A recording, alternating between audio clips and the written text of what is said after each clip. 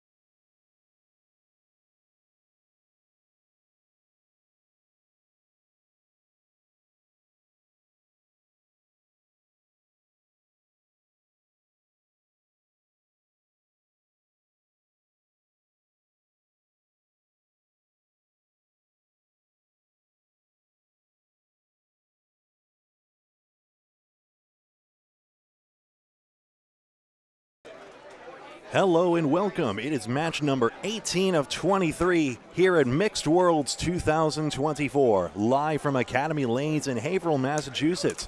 My name is Greg Gouillart, and this is Candlepin Bowling Network. Alongside me today is Kevin Burns, and on the call is Paul Grant. Hello, Paul, once we unmute you. Good evening, good morning, good afternoon. What day is it today? There's a Fox reality show called Solitary, but I can't remember. New England Dragway, Epping, New Hampshire, Sunday. Remember that commercial? I'm getting old. Sorry, we were making cross-reference pop culture things, although mine was decidedly trashy. All right, we have 6 more matches to go today. This is day 3 of 3. Great to be with you all again today. Hit that subscribe button, free of charge. Candlepin Bowling Network. Good morning. Close to 3,000 subscribers and over 1,200 videos. Always free. Good morning on a Sunday. All right, Kevin Burns, good morning. Good morning, Paul. You may have heard AJ Stockton ambiently in the background rooting on Brittany Underwood and the entire Narc Clones team. Narc Clones in 6th place right now. Drywall Concepts tied for 2nd right now. Distantly, though, behind. The standings are on the screen. Team Holbrook Coca-Cola. No, it isn't, but we're trying to Kevin, upload why the don't you read pictures. the scores off, Kevin, if you can. In Top to bottom. in first place is Coca-Cola Holbrook with 34 wins, no losses. They need 3 wins to clinch. Exactly. Drywall Concepts comes in tied for 2nd with Stars and Stripes at 24 and 10. That's 5 wins different. Go on. Penny Lane is in 4th place with 23 and 11. PC Enterprises, who we will see later on today, is tied with the Narc Clones, who we're seeing right now, with Riverwalk. And Academy Lanes is at 20 and 14. Okay, thank you. Underway. Jeff Lapierre. So this is a big, big match. Yes. The magic number is 3 between Coca-Cola and the others. I'll explain in just a moment. Underway. Triangle. Nate, 9, the wiggle.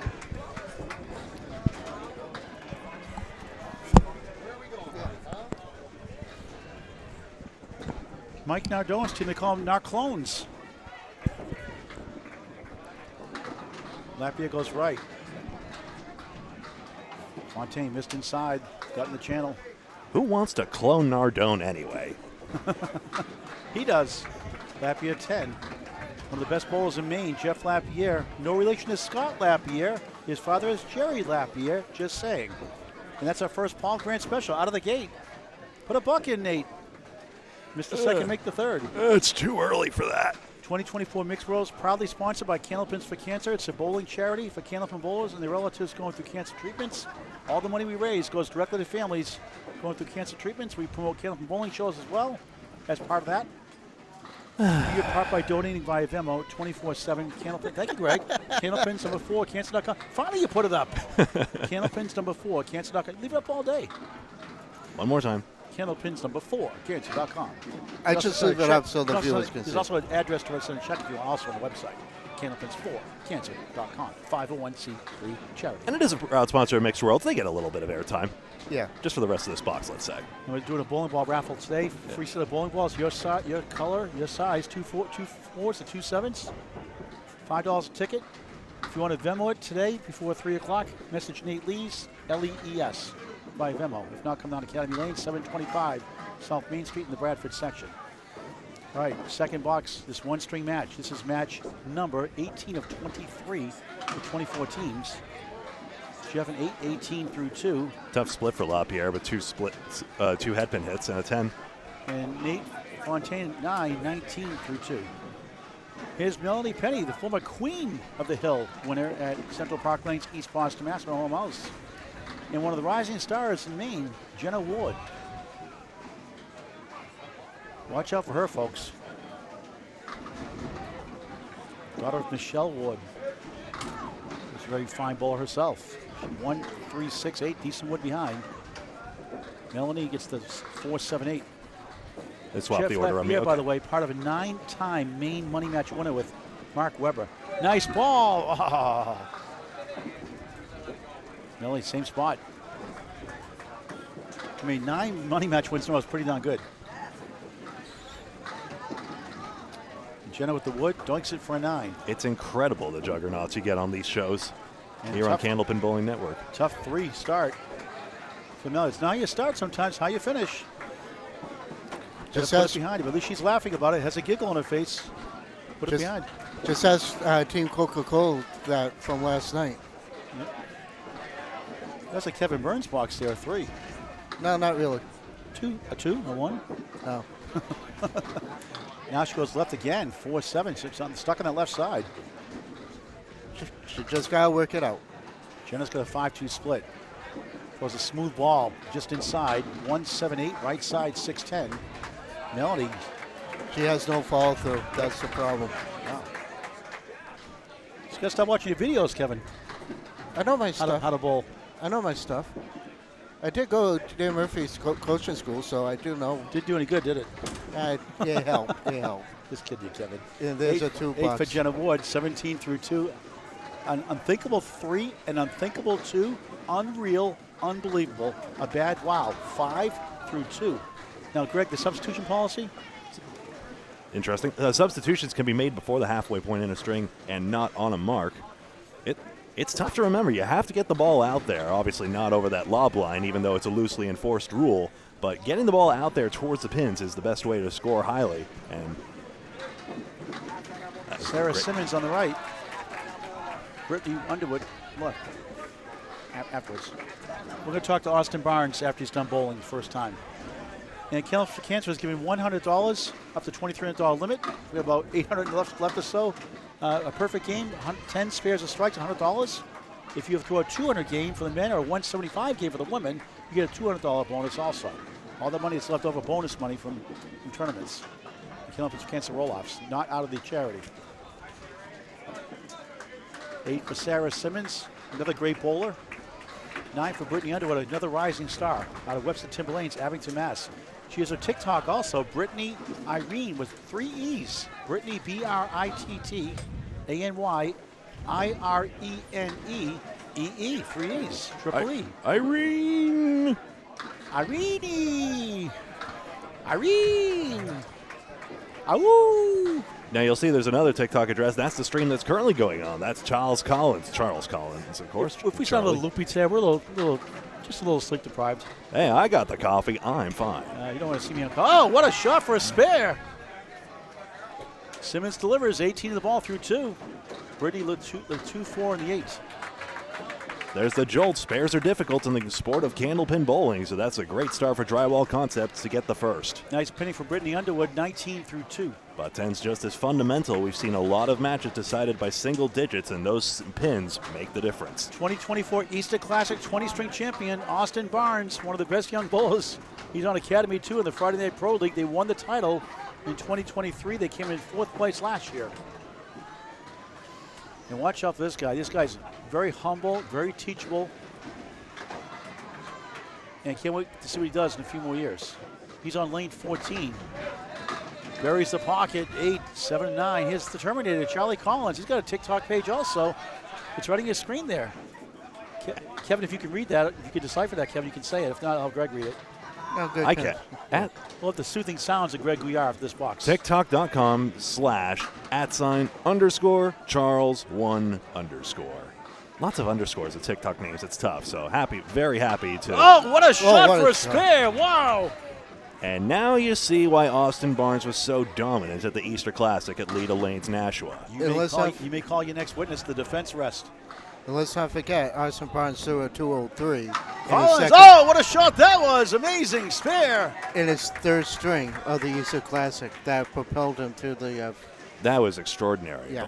Great. 2 terrific shots, 2 great spares. How about that? Great shot by Charlie Collins. For Austin Barnes, having the 2nd highest Easter Classic string ever behind only John Zernicke, and being on Jeff Atkins' pace halfway, he has over 2,800. He did not catch Atkins' record ultimately, but definitely a legendary performance. Barnes the bonus 5, 15 through 1.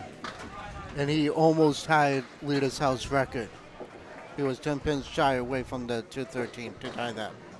Collins, he's in the bonus. Bears down, slides right to left. He gets 7, 1, 2, 10, 17 through 1. 1-string match. 5 more after this. 2 very unorthodox deliveries here. Barnes did that stutter step and pump through. It reminds me of Billy's Blooms. Definitely, absolutely. The only thing more wilder is Kevin Burns' delivery. Oh my God. Chris Curley has a really wacky one too, and Buttwell's in Concord. Collins, good try.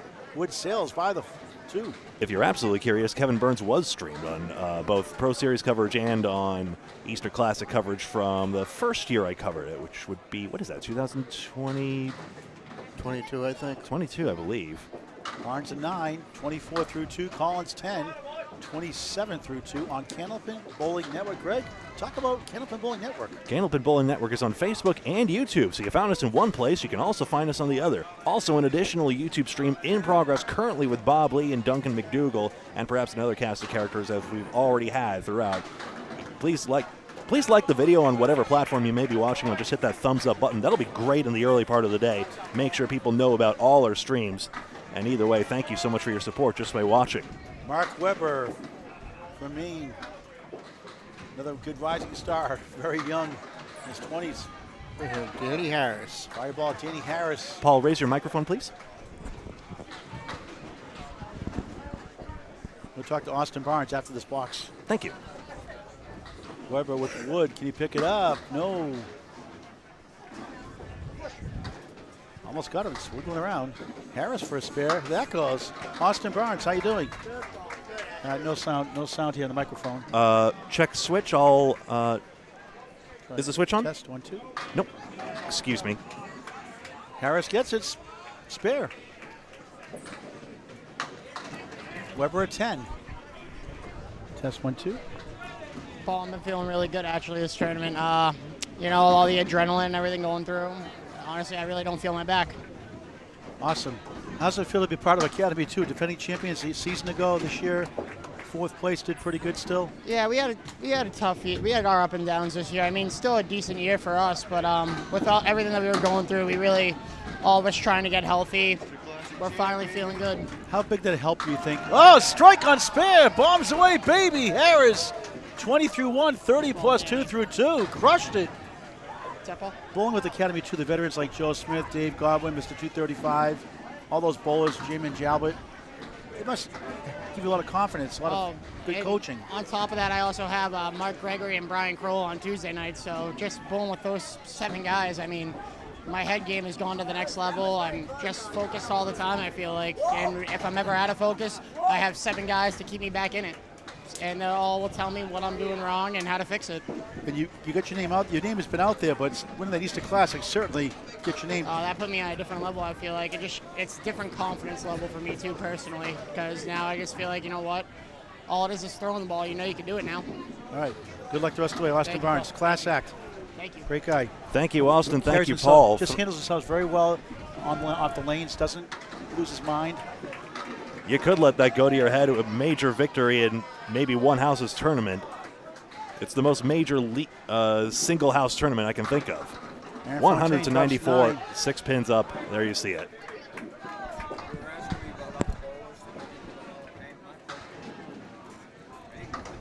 Oh, Fontaine just missed that spear. 9-pin pin and a couple plinks. Lapierre misses.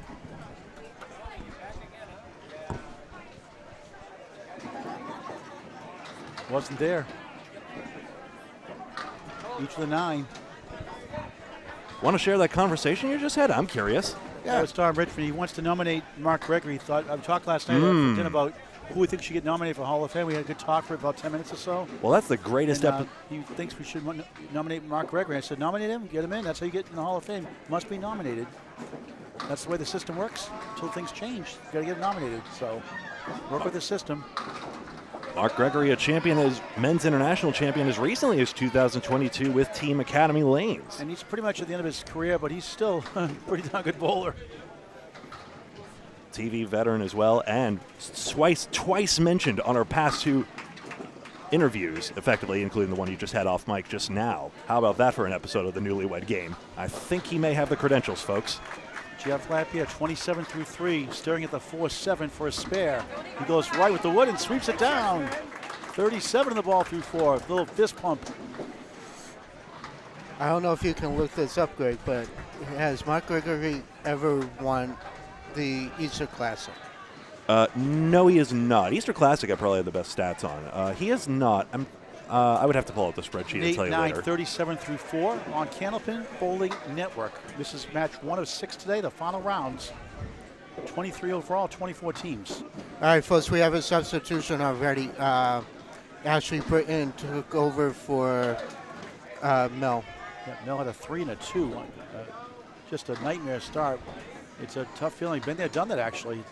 You bowl once a week in the league. You're and you don't bowl telling much. me. It happens. And she already punched out the... She got a lemon drop. Insult to injury, $1 for Candlepins for Cancer. Optional donation.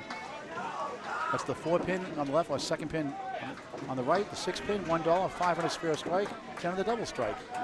9 families helped just in the last 2 years in the lemon drop pool. Soon to be 10, hopefully, by the end of the summer. It's a pretty good thing. Ashley trying to get big out, and she gets Nate out of that mess. That does matter. 13 through 3 combined, and nice out there for Jenna Wood. She's pinned out well the last 2 boxes, 26 through 3. That's the power of the third ball out of Ashley Breton there. It only minimizes the pinning to 1, effectively. So although drywall concepts are ahead in pinning because of that, largely by 8 pins, that's not that much. That's only a mark's worth. They are still very much in it in this early stage. Pinning wins a lot of championships. Pinning wins a lot of matches. How many times we see 1-pin ties, 3-pin, 2-pin losses? All comes down to pinning. It's a spares game. And Team Coca-Cola in first place was exceptional in their pinning when we saw them on these lanes. That's 2 pins out. That's 2 lemon drops. No, he's right. Yep. Yeah, that's 2 lemon drops. That's $2. Oh, my $2. Nice second ball for Ashley Redden. 5, 8, 10. So, Paul, we have a comment from good old Casey McCool. He's in Pennsylvania. He's on his way to Ohio. On the road again. Great to see you, Casey McCool, Atlantic Candlepin Singles Tour bowler and commentator. Out of Lakeside Lanes, Manchester, Hampshire. Everyone loves Casey McCool, character. Indiana Jones wannabe. Jenner at 10, Ashley at 8. Wannabe? I He think dresses like him all the time. I think he's past a wannabe if he's dressing like him all the time. Sorry, Casey. Well, he's not Indiana Jones. He's still a wannabe. He's not Indiana Jones, so he's a wannabe. There was one savage comment I saw online where he posted Happy Halloween, and then he had his usual fashion sense, and one other person, I'm not going to drop them in it, but said, I thought the whole point of Halloween was you were supposed to dress up. Well, Casey dresses up all the time anyway when he wears his Indiana. Brittany Underwood Jones avoids hat. the lemon. Did Brittany get a lemon drop too? I can't No, see. she avoided it. She punched out. She got the, 2, right? Okay. Yeah, I she teased, but I love his style. 4 drop for Simmons on that spare. Excuse me. That's 5. A pin fell late. 23 through 2 for Sarah Simmons. Good second ball for Brittany Underwood. Simmons all but number 1. Brittany Irene with 3 E's. Her TikTok page, Brittany Irene. I-R-E-N-E-E-E.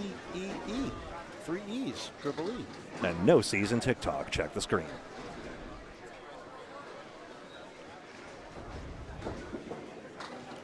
Underwood doinks it for an 8.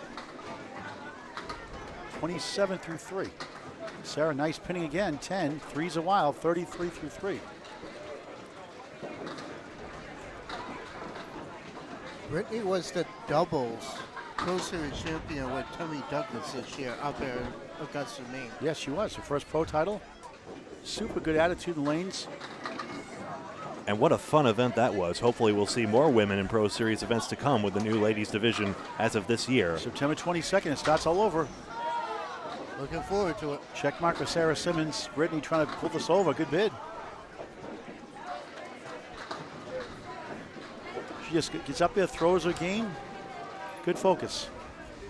Sarah just missed left. I'm just going to bump us all up to this higher audio level. Apologies, folks, as I Sarah, the recent number 5 seed in Class D's first season, the Atlantic Candlepin singles tour, lost a tough one by 6 pins in the opening round playoffs. Sarah Simmons goes to the Oreo cookie shot, got the cream in the middle, left the wafers on the outside, ate the good stuff. 8, 41 through 4. Brittany 9, 36 through 4. Fourth goal is coming up. Austin Barnes on the left now. The Terminator, Charlie Collins on the right. I wonder where he got the nickname, the Terminator. Paul. 4 pins. The difference right now is still a tight string between the number 2 Drywall Concepts and number 6 Narclones. Top 6 teams make the money. Keep that in mind. Ties for first are broken by a 1-string pinfall, as if. And any ties for any other Do you have place the- are tied by pinfall. Sorry, do we have the payout amounts approximately? Yet, I have him right here. First place takes $11,000. Second place takes $5,500. Third, $3,000. Fourth takes $2,000. Strike bid! Come on down for Burns, almost. Fifth place takes $1,500, and sixth place takes $1,000. Collins leads up the 3 and the 9. Barnes guarded by some wood. He got it, spare. He is so laser focused. I mean, his game really changed. 34 in a ball through 3, second spare, this 1-string match. Charlie an 8. 35 through 3. Barnes was fighting off an injury bug yesterday, although today isn't acting like that at all. Very similar to Brian Kroll, who was also had an injury and almost lamented the fact he couldn't come out in the second half, and yet had a fantastic string in the 110s, if I recall correctly. Drywall Concepts out of Maine, Mark Carrier's business, and he's also the owner of the 1710 Sports Center, Augusta, Maine. I always refer to him when you have the 1710 leave.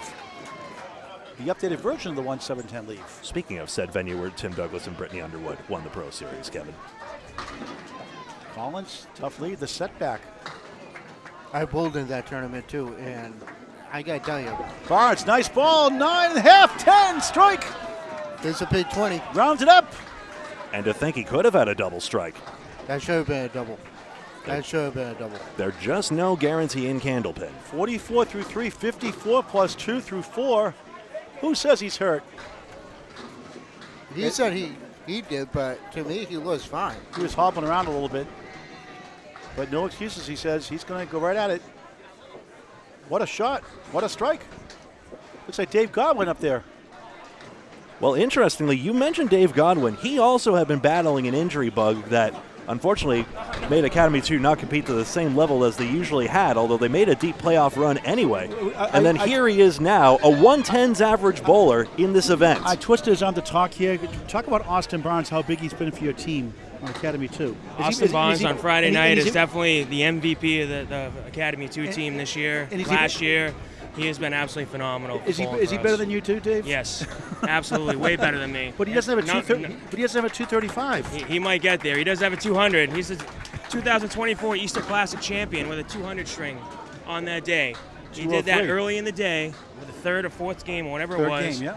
and then he still carried that momentum all the way to win the whole thing. And that's just something that not a lot of people do. So that's hats off to the kid. He's been awesome. Same roster in September for the Friday Night Pro League? Yeah. Yep, same team. How's your Same health guys. been? Now, you trying to get healthier for the season? You had a lot of injuries last year. Trying. Stuff's been getting a little better. It's a little progress day by day. So health-wise, everything's feeling pretty good. Just trying to keep it rolling. Any advice for young bowlers out there? From your perspective? Advice for young bowlers. Just gonna do the best you can to have fun. If I learned anything, it's from a guy named Danny Harris. He knows that the game, it's just bowling. No matter what happens, you can't change anything, but you just gotta try and put a smile on and move on. Any bad ball you throw, just move on, because a bad ball is gonna happen. It's all about the next ball, no matter what, and you just gotta try and have fun, because at the end of the day, this isn't something that you're gonna be a huge sports star, superstar on making money. You just gotta try and have fun. Okay. And put yourself around good people too, because that makes the game a lot more fun. You did pretty good with Austin Barnes. Did you draft him? We picked him up. Yeah, we picked him up on Friday nights. So it was nice for him to say yes and join the team, because, like I said, he's definitely been a big help for us. All right, Dave, go, Mr. 235. I'm still Thank waiting you, for that Paul. 236. You guys are doing a great job. I'm still waiting for that 246. Okay. I'm still waiting too, but you guys are doing a great job all weekend. Dedicate your time. I can't say enough for you guys. Keep doing what you're doing. You guys are doing benefiting a lot for this game. Appreciate you, Dave. Thank you. I'll sleep tomorrow. Yeah, I'm sure you'll sleep for the next week, Paul. All right, thanks, Mr. 235. Dave Godwin. Greg, you get us up to date while we're talking to Dave? Thank you very much. Unfortunately, now case in point here, Danny Harris did unfortunately just have a bad sequence with a 4-fill and a 4-box. But look at him, still keeping the smile on and pins out perfectly and has a 10-box and still a very respectable 48 through 4 and still very much just as loose as he usually is with that affable smile. So again, the character of Danny Harris as told by captain of Academy 2, Dave Godwin. I think one time I got 4-4-4, 3 boxes in a row. Just a regular house bowler once a week, years ago. I was a lot younger. Kevin, I think, has 3 2-2-2s, right, Kevin? Or 3 1-1-1s in a row? You need a good sense of humor to play this sport. That's why my average is, well, 90s, thankfully. I was going to ask you, what is your average now? Mediocre. Let's get a top of the order update here from Mrs. Greg Gouillart. Back to the actually good bowlers. 18 pins plus 2 extra marks you can see by the yellow Canadian smudges on your screen between the team name and total. And, of course, around the player scores and the American smudges. Look at Austin Barnes, 54 plus 2 in true championship form right now. Danny Harris anchoring his team well, 48, Collins 44, and on we go. LaPierre's on a spare. Here he is. Strike, yes. Where's Tommy Osa when you need him? Nate Fontaine, grandson of Tom Ulster, 47 plus 2 through 5. Hey, we got a Nate Fontaine strike on camera. Tommy can watch that anytime he wants. Of course, Jeff has a half Worcester and a spare fill. Stop watching my videos, Jeff. 39 through 4. A half Worcester the other way. Brutal. And he also has the banana split with the head pin. And the 5. Nice out. He'll take an 8 out of that jam. Very good out of that. 20 the hard way, the last 2 boxes. Spare 2-8. He's at 47 through 5. Well, with KCB on the way to Ohio, you think he might stop for his banana split today? Mayhaps. Who knows? Jeff could have left the banana split had he only chopped the head pin, but instead got one side or the other and took out 3 instead. A great third ball, getting half the pins. Another half Worcester. That's exactly it. Wow. He's in Paul Graham mode right now, those half Worcesters. Fontaine needs another fill on this strike fill, another ball on it, that is. Good to see you all out there. A great crowd already assembling on Facebook and YouTube. Please like and comment on the video. It's great to hear from you all. Lapierre bounces 6. A third fill for Nate Fontaine on his strike. That's tough. This is some tough strike fills. Danny Harris is a strike 4 fill. His teammate Nate Fontaine a strike 3 fill. Welcome to Candlepin Bowling, folks. Jeff a 9, 56 through 6. Nate settles for an 8. Very flustered with that, 58 through 6. I was perusing the ICBA plaques that hang here, or the ICBA posters that hang here at Academy Lanes. Nate Fontaine, a former ICBA youth champion. Jenna Ward on the right, Ashley Bretton on the left. We have a Britton and a Breton bowling in this tournament. Set the clear. We had a side-by-side yesterday, too. One match. 1-3-10 for Ashley. 5 up, 5 down for Jenna Ward. Nice shot, won't go.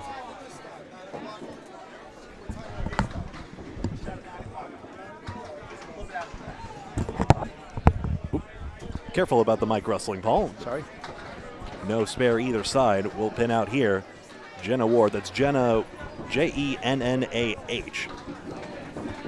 Takes a 10, Ashley a 9. We're talking Anthony Karen, Mr. 155, is it? Or is it 156 now? I'm at 157 right 157 now. That means Yep. you visited 157, or bowled 157 different bowling centers. How many people can say that? now.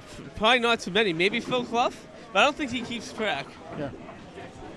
You do a great job keeping stats for a lot of the tournaments and worlds and mixed worlds and everything else. Atlantic Candlepin Singles Tour. You're a pretty good bowler in your prime, too.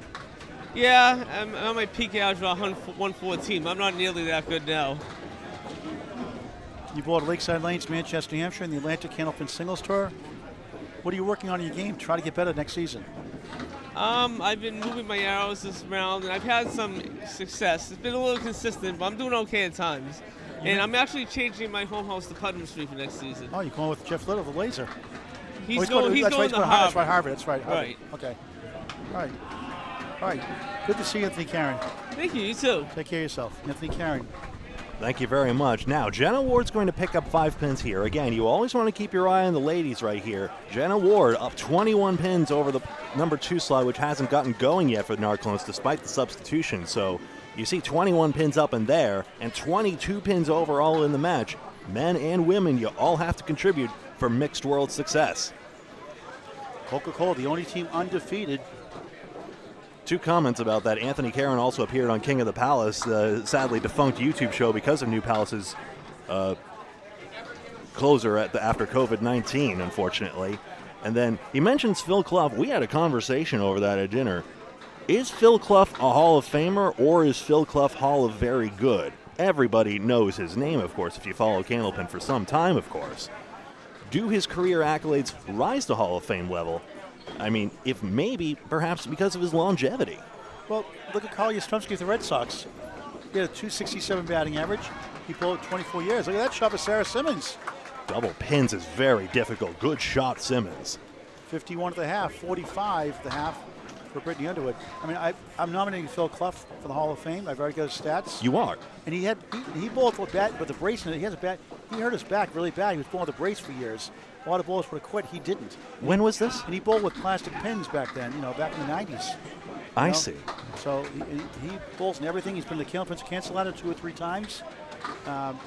He's beaten some of these young guns. Even beat out Josh Daly in the Buttwell's roll-offs. Undisputably one of the great Ironmen of the sports. He also does duck pin as well, tremendous shape. And he's a lead at duck pin. That's true as well. Brittany Underwood gets that spare.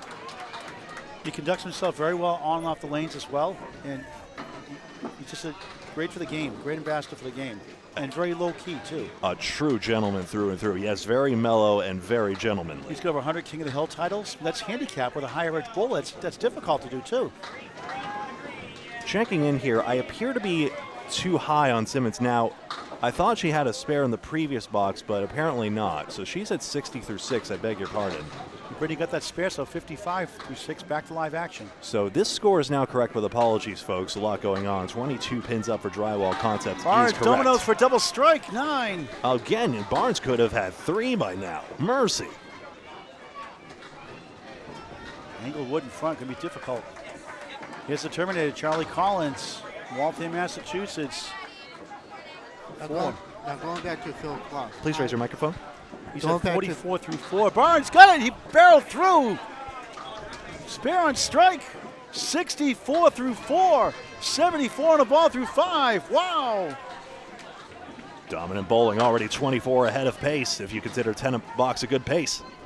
Collins leads up to 3 with a wiggle and a 10. We'll get to Kevin's thought after this box, if that's all right, Paul. And Collins shoots a 9, almost 10, 9 box. That Kevin. puts him at 53 for the half. All right, Kevin. All right, going back to Phil Clough. Phil has been around the game for it feels like 100 years. But he is at everything. It doesn't matter what the tournament is. He goes out, and I'm surprised he's not here this weekend. But he's still firing on all cylinders. Barnes 5 on the fill, 79 half. No big surprise. And he does keep careful statistics as well. He very much tracks his own bowling. I've seen him do. That'd be impressive archive of Oh, stats. Terminator time! Yes, strike! Took a moment, 63 plus 2 through 6. When Collins digs into that pocket, this ball is deadly. Barnes trying to pick it up. Hit the head pin, didn't go. Let's try and get to 89 through 6 on Candlepin Bowling Network. Kevin. If there's anything else left. I'm trying to think. Barnes a 9. He'll end up with a 88 start through 6. Unbelievable. Incredible. Do I think Phil Club deserves to be in the Hall of Fame? Absolutely. There's no way. There's no way he doesn't deserve it. He does deserve it. And I agree with Paul for nominating him. I think he will get in. He should get in. I mean, he doesn't have Craig Holbrook. He's always in the running, always in the top. Bowls through everything, bowls and everything, and always in the running. And there may be accolades we're missing because Candlepin's history hasn't been well digitized for the new era. So it's great that there's efforts, including from the Candlepin Bowlers Association, particularly Brendan O'Dowd, who is doggedly pursuing these archives in his usual friendly manner. Norcross too as well. But Brendan O'Dowd does an awesome job of that. Absolutely. They both do, certainly. Mark Weber got it. Drywall Concepts pulling ahead here, though Harris has a chance too. He matches also. He's at 58. Weber's at 46 in the ball through 5. I mean, how many times has Phil Club bowled on Channel 5? Many. And Alley Chat has full Channel 5 statistics. Yeah. And other shows as well. I've got the stats at home. I've got them with me here, actually. I can read them off. 37 pins here, though. Narclones is stacking up marks. Take a look at that. Bottom 3 bowlers all in marks. You can see from the smudges. Keep an eye on that. Weber floating with a strike. And Won't then go down. feast your eyes on that. Harris gets 5. What comes out of the gutter, but it's so Caleri. The channel. ICBA says channel. You have to use channel now. Gutter is old ghetto news. Old terminology. I am old school. Missed that chance. Weber not happy with that shot.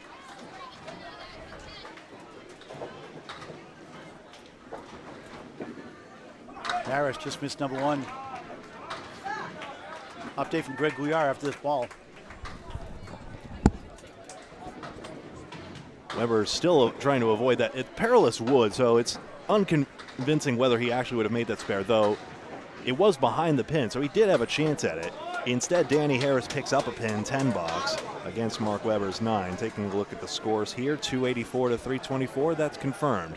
Spare and a strike up in spots 3 and 4, so 40 pins, maybe as much as half that, if Brittany Underwood and Charlie Collins can fill their marks well. So Phil Clef, at 81 years young, 111 average at bogey lanes, not the fastest house either, currently.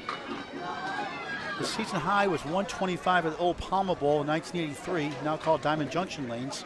His high single is 206, high triple 466, high five 735, going over 60 years. How about the greatest accomplishments field? I'm most curious. Several house records, including some 200s, 3 current house records at Palmer Bowl, 195 high single there. Fontaine picks up that spare, and Narclone still trying to mount a comeback. Has a house record of 5 strings at Monson Lanes, over 80 television appearances. In 1967, a perfect game of 193 on the old wooden plastic coated pins at Rollaway Lanes in Wareham, Mass. Then a house record which lasted 15 years. And check this out, in that 193 string, his 10 boxes, spare, strike, spare, strike, spare 9 5 times in a row, spare 8.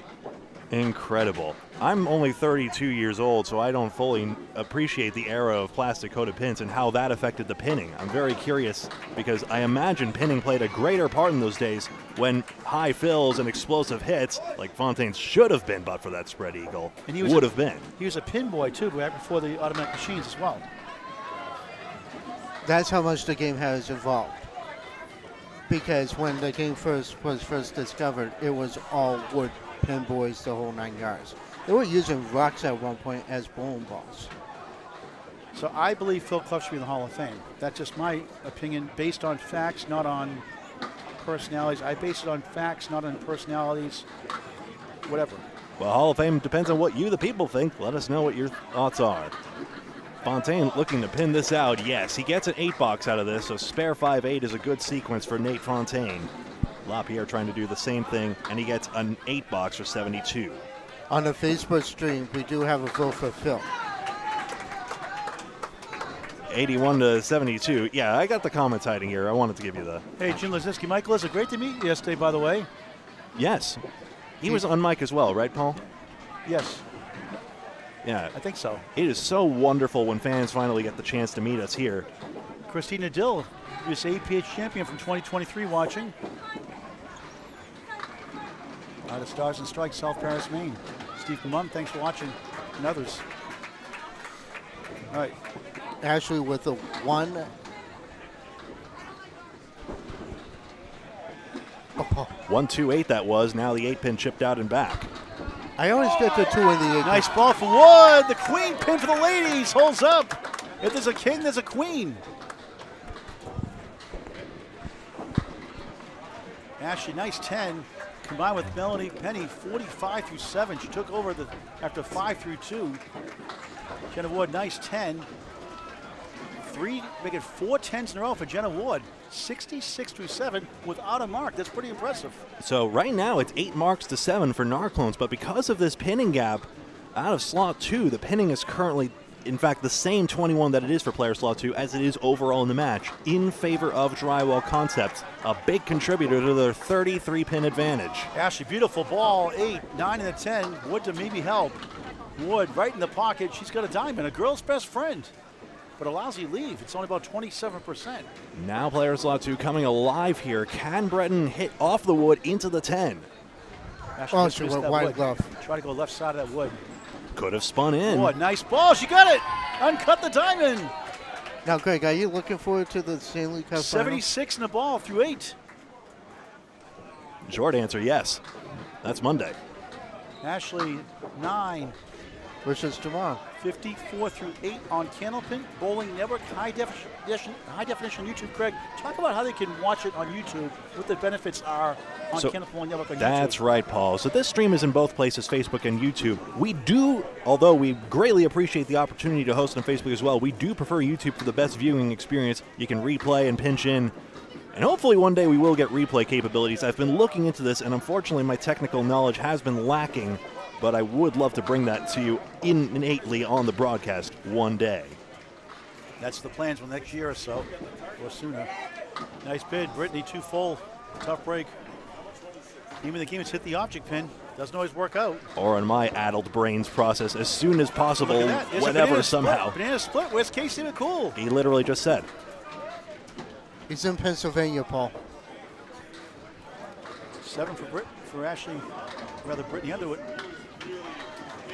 Sarah takes a 7 also, so Brittany Underwood. You know, I'm thinking about 68 through 7, 67 through 7 for Sarah Simmons. Kevin. I'm thinking about changing the name of that chart after Casey McCool because he loves it so much. No. I call it a banana split because it looks like a banana split, and the banana split tastes better. Sarah Simmons, beautiful ball. Check mark. Minus the queen pin.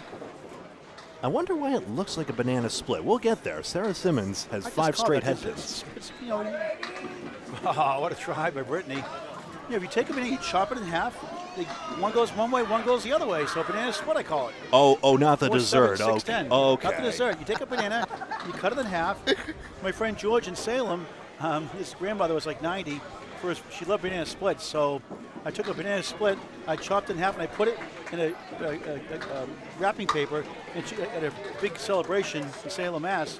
And she got a big laugh out of that one, a big giggle out of that one. It was literally a banana cut in half in the wrapping paper. So it's your yes and your no on whether it actually is the dessert or not. I gotcha. $9. I do love banana splits, though. They're also pretty cool. So in the end, 1 pin gain by Brittany Underwood. Now over to Austin Barnes and Charlie Collins. And one more thing about Casey McCool, he's always hungry. When he watches this, he's going to be starving. Well, so are our viewers because our food mentions per broadcast ratio is very high. Well, come check out the Pub 125 here in Haverhill, Mass. Great, high-quality food. Yes. Great prices, great staff, full bar. Check out the brand-new Pub 125, celebrated its 2nd year, which started here in the Mixed Worlds 2022. 725 South Main Street in the Bradford section of Haverhill. Charlie Collins with a 2-2 split. One thing we should get at some point, Kevin, are the averages on the bowlers. I posted the updates after 2. Although it's tough to read the dot matrix printout there, we'd love to get the stats if possible. Barnes 3 right, 8 left. Interesting wood. Collins is on a strike on lane 14. It's tough to read the microfiche, but I can read certain high singles as well. We could get there in a second. I got 3 right here. Corey Packard has the high average at 130. Josh Daly is 2 pins behind at 128. Collins trying to pick this up somehow for a spear and strike right in the middle. 6 fill, 69 through 6. And Matt Harnett has a 127. Barnes for the mark. Got it! What a shot for a spare. Another one. 98 already. 98 the ball through 7. Pile on, Drywall. Coca-Cola doesn't have a total cakewalk to victory just yet. Collins 8. 7's a wild, 77 through 7. Editorial note, there's one truncation that I almost missed when I was reviewing the standings. Tied with Matt Harnett on that same 127 is Justin Waters. Unfortunately, the printer cut out there, but that's true as well. A lot more 120s because of the livelier pin action at Academy Lanes from last year's Leda Lanes, even though that house is also speeding up in my personal opinion. Barnes can attest. But wait until the Worlds. Collins on the head pin again. 8, 9, another strike, not quite. Apologies, folks. I lost my train of thought. Let's just watch this Austin Barnes bowling. Barnes, another good ball. 7, 2, 4 in the 10. Oh, now I remember the crossover effect. You have to hit the ball in just the right way because Academy, you leave some strange leaves when you get crossover leaves. Obviously, punch-outs like in any game of Candlepin, but Academy especially, entry into the pocket is everything. Otherwise, the leaves you get are bizarre. Collins gunning for a spare. He's on it. 87 the ball through 8. His TikTok page on your screen. Barnes! Oh, you threw everything at the 10 pin. If that was a flat Canadian channel, maybe the ball would have ricocheted across.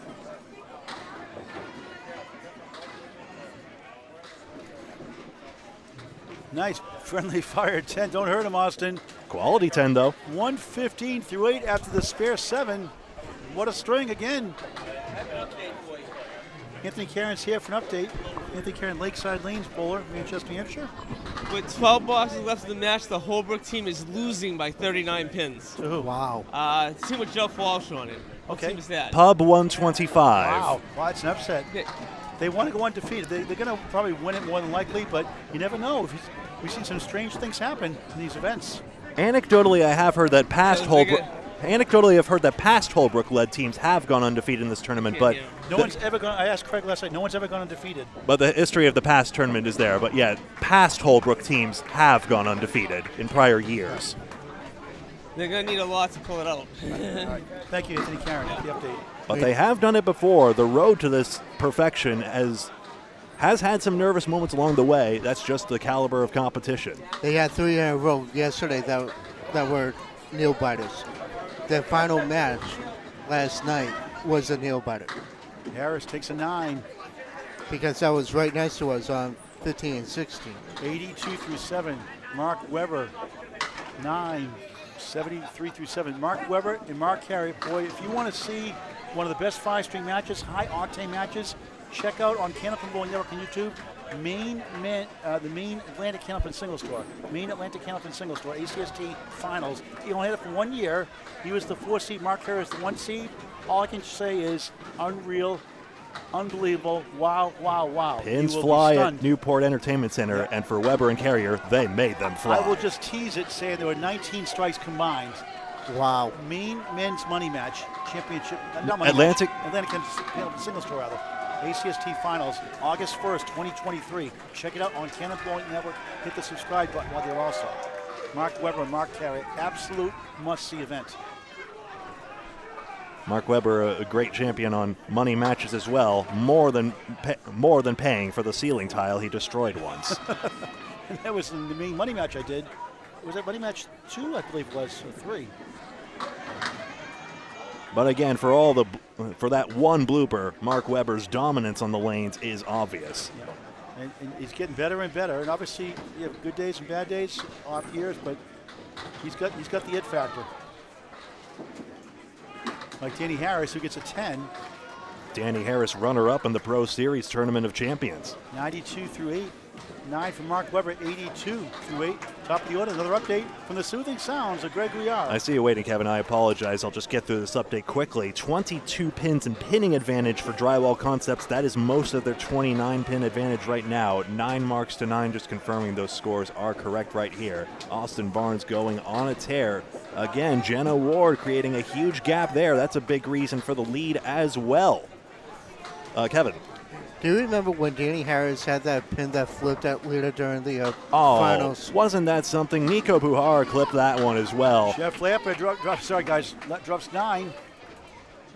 Now, that created an interesting debate, but first, Paul. Look at that wood roll, Paul, there. Nate Fontaine, 1-3-6-10, 4 horsemen right. Back to lane 14, Lapierre for a spare. He will not get it.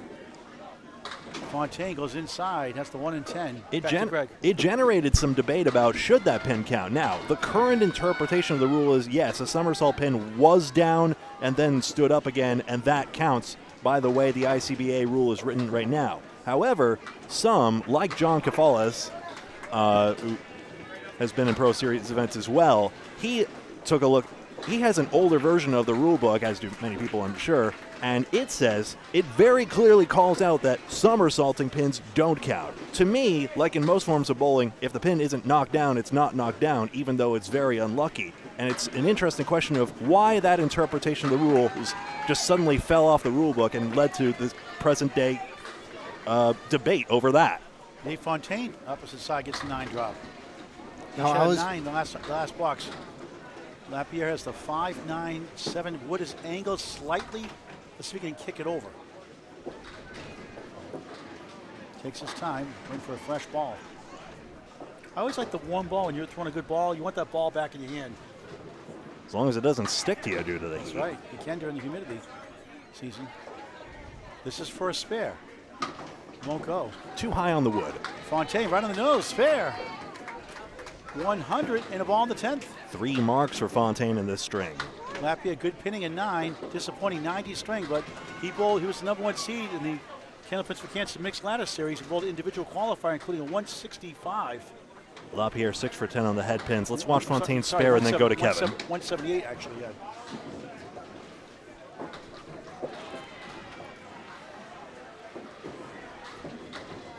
Drills the pocket with 2 full, a spread eagle of all things. 104 string. Kevin. So going back to the debate, I did speak to a couple pros about it, and they said that the rule, by now that they're trying to change the rule, it is considered a down pin. So what should have happened was somebody should have took the pin off the plate and threw it in the back. I thought it was, my understanding is actually it was live wood at that point. It's just, It is live wood. However, because Danny tried playing it like a normal pin, and he whipped at it. Jenna Wood has a diamond. She made one earlier. The last one, spare 6. Another one, back-to-back diamonds. Wow, how often do you see that one? the Jenna Ward difference yet again in this match. 82 through 8, 92 and a ball through 9. That's a wow. I mean, diamonds are hard to get, about 27%. 2 in a row. Impressive. Ashley picks it up. Yeah. One more thing. I said Danny Harris mistakenly shot at the pin. He actually did it on purpose because he wanted to cut the pin over. He knew the current interpretation, and he knew that pin would count by rule. One other thing, if I may be so dogmatic as to hijack the broadcast, women's high averages. We mentioned the men's. Amanda Carroll, 115. Madison Riva, 114. Tina Ward, 111 in this tournament going into today. Jenna 5, no diamond this time. That would have been a trifecta, 97 through 9.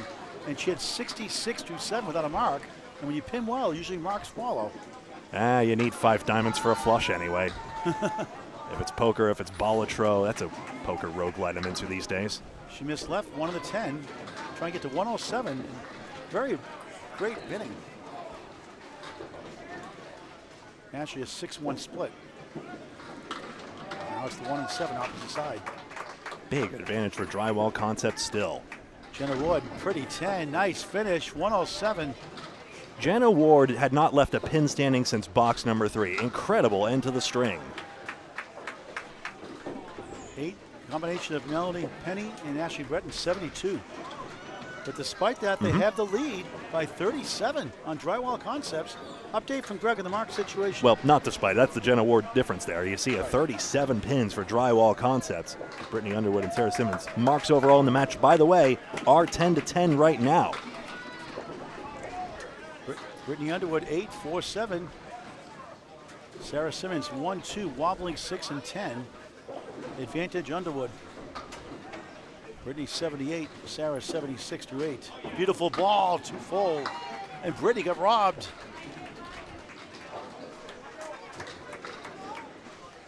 Maybe some would nitpick Brittany needs to go red line or left on there, but Underwood put a heck of a bid on it anyway. And it's tough to aim 60 feet away.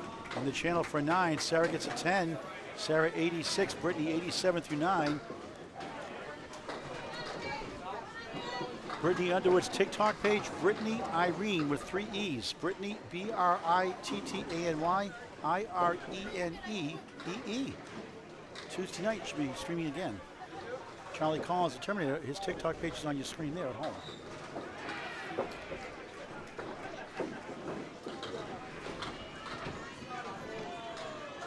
Sarah looking for a mark. Nice bid. Splits 3 and 1. They did 1-1 split. 1-1-1 split. 6 right. So 2-7 left. This match is increasingly apparent to be a Drywall victory, though that is not conclusive yet. Remember, though, pinfall. 1 second, Paul, please. Pinfall is the tiebreaker for places other than first place, which is likely to be just Coca-Cola. But every pin matters here, including for Narclones, who's sort of on that 6th place bubble right here and will likely drop as well. But pinfall may allow them to eke into the money. Remember, top 6 places pay, so every pin matters no matter what. Each with a 9. Sarah Simmons 95. Brittany Underwood up to by 1 with a 96. 4 blocks to go. A mark on the board for Charlie Collins on the left. It's Austin Barnes on the right. Charlie 87 the ball. Austin Barnes 115 through 8 to lead all scorers right now. Kevin, what's the next matchup, please? Central Park Lanes versus New England Flooring and Backspaces. Backsplashes, yep. No. We'll backspace that. Yeah. Hit the tab key.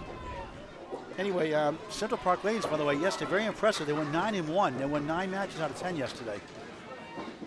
Central Park Lanes is looking to fight in the money. I'll be very curious what their record is when all is said and done. They come in 10th. Barnes 1-6-10. Collins in the bonus, the only mark for either side. Takes 3, the 6-9-10, 90 through 8. He was 35. Like I said, every pin you'll... Collins has an explosive ball. He can come back on this.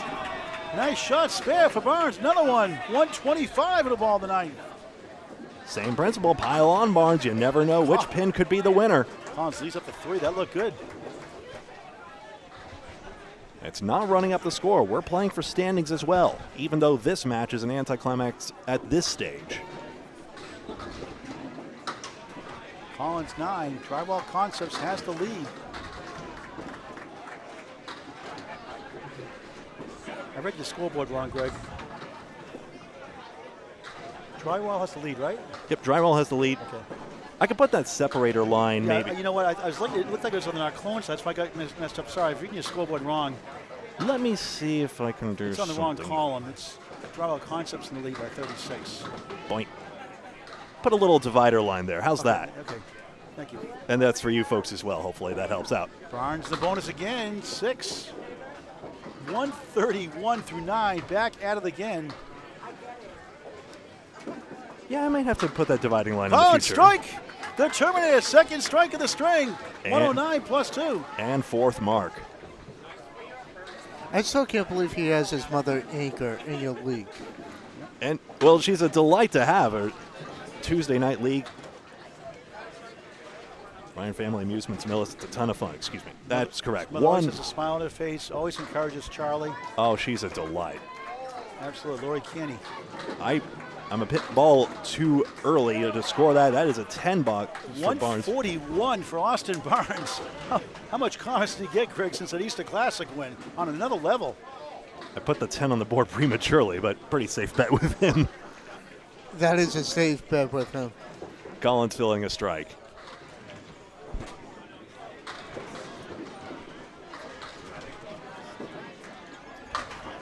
Real quick, Paul, explain the Terminator nickname. That's one of my favorites you've come up with.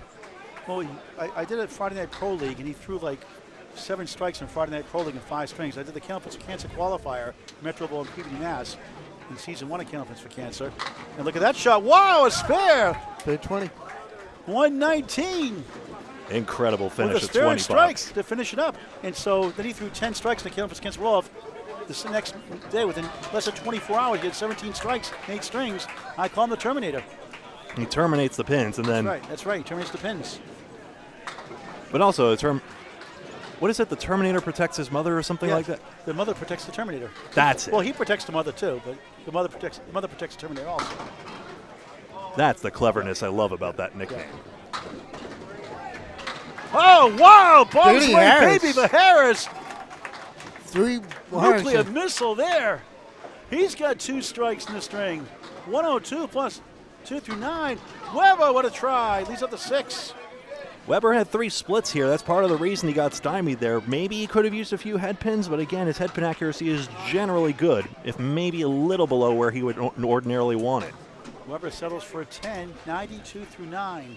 5 for 9, that is. Final blocks. 5 matches to go. Central Park Lanes up next New England flooring. against New England flooring and backsplashes. I was like Kevin likes to say back spaces. Back flips. I'm still half Back asleep. door. Thank you, Paul. 3-1 split for Weber. Harris trying Double. to double it up. 9. That Oh, close at to a least a double. 5. At least a 5. Crossover hit if you want to quibble. Remember, Harris has that left to right ball. Crossovers leave kings, especially here at Academy Lanes, Haverhill. He has a clear shot at the. Ooh, Weber close on that 3-1. Danny Harris has a clear shot at the 5 pin. Don't be cute. Missed he it. turned- 9. But Danny's always cute. Not to make it weird. No, I'm saying don't be cute and try doing something. Of course. Weber at 10 into the 102 string. Harris 9 in the strike. 111 through 910. 121. Thank you for watching this great game of Candlepin Bowling. It's an unbelievable sport for all ages. And Greg Gouillart. we're keeping it here on this broadcast. Don't panic. Hey, don't hit the X button, folks. Come on. If you hit Another match coming up next. I mean, don't let me actually tell you what to do with your time. But there is another match coming up here. Match 19 of 23 coming up next. As for this one, 12 marks to 11 for Narclones, 25 pins extra for Drywall Concepts. So even though Drywall was outmarked, the pinning was the difference there. 23 pins in their favor. Paul. The final score, Drywall Concepts 535, the Narclones 512 for Kevin Burns, Greg Gouillart, Paul Grant. Stay tuned. We keep it live in the stream. Back with you, our audio for our next match today. 5 more to go on Candlepin Bowling Network. Thanks for watching.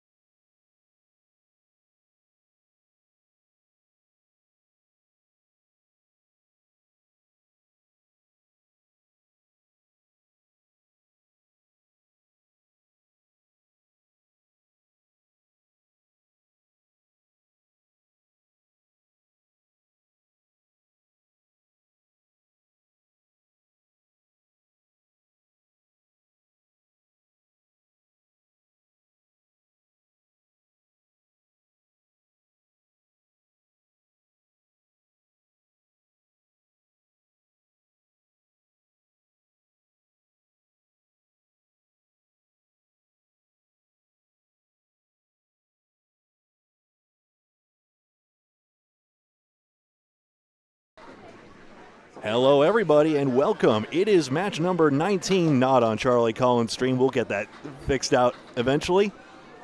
Let's get that just out of the way there.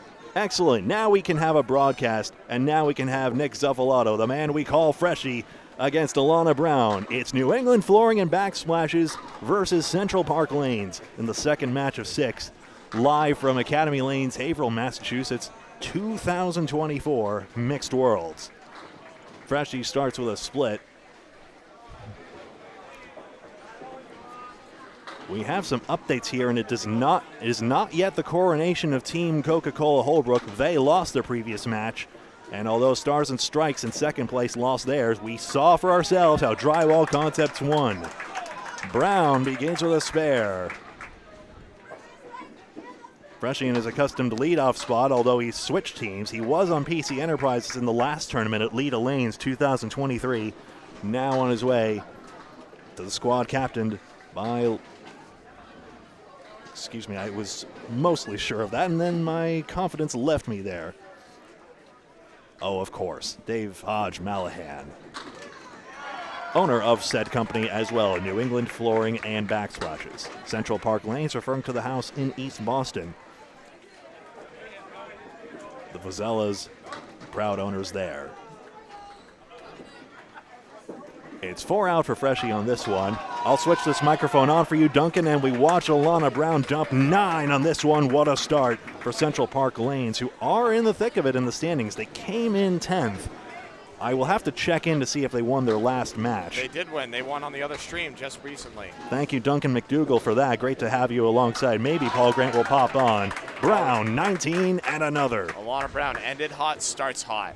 She is 2 marks in a row. Absolutely great bowling. Freshie starts with a 19. Go ahead, take the play-by-play role if you'd like, Duncan. I would love to. Thank you very much, Greg. Started. How you doing today, man? It's been a long weekend.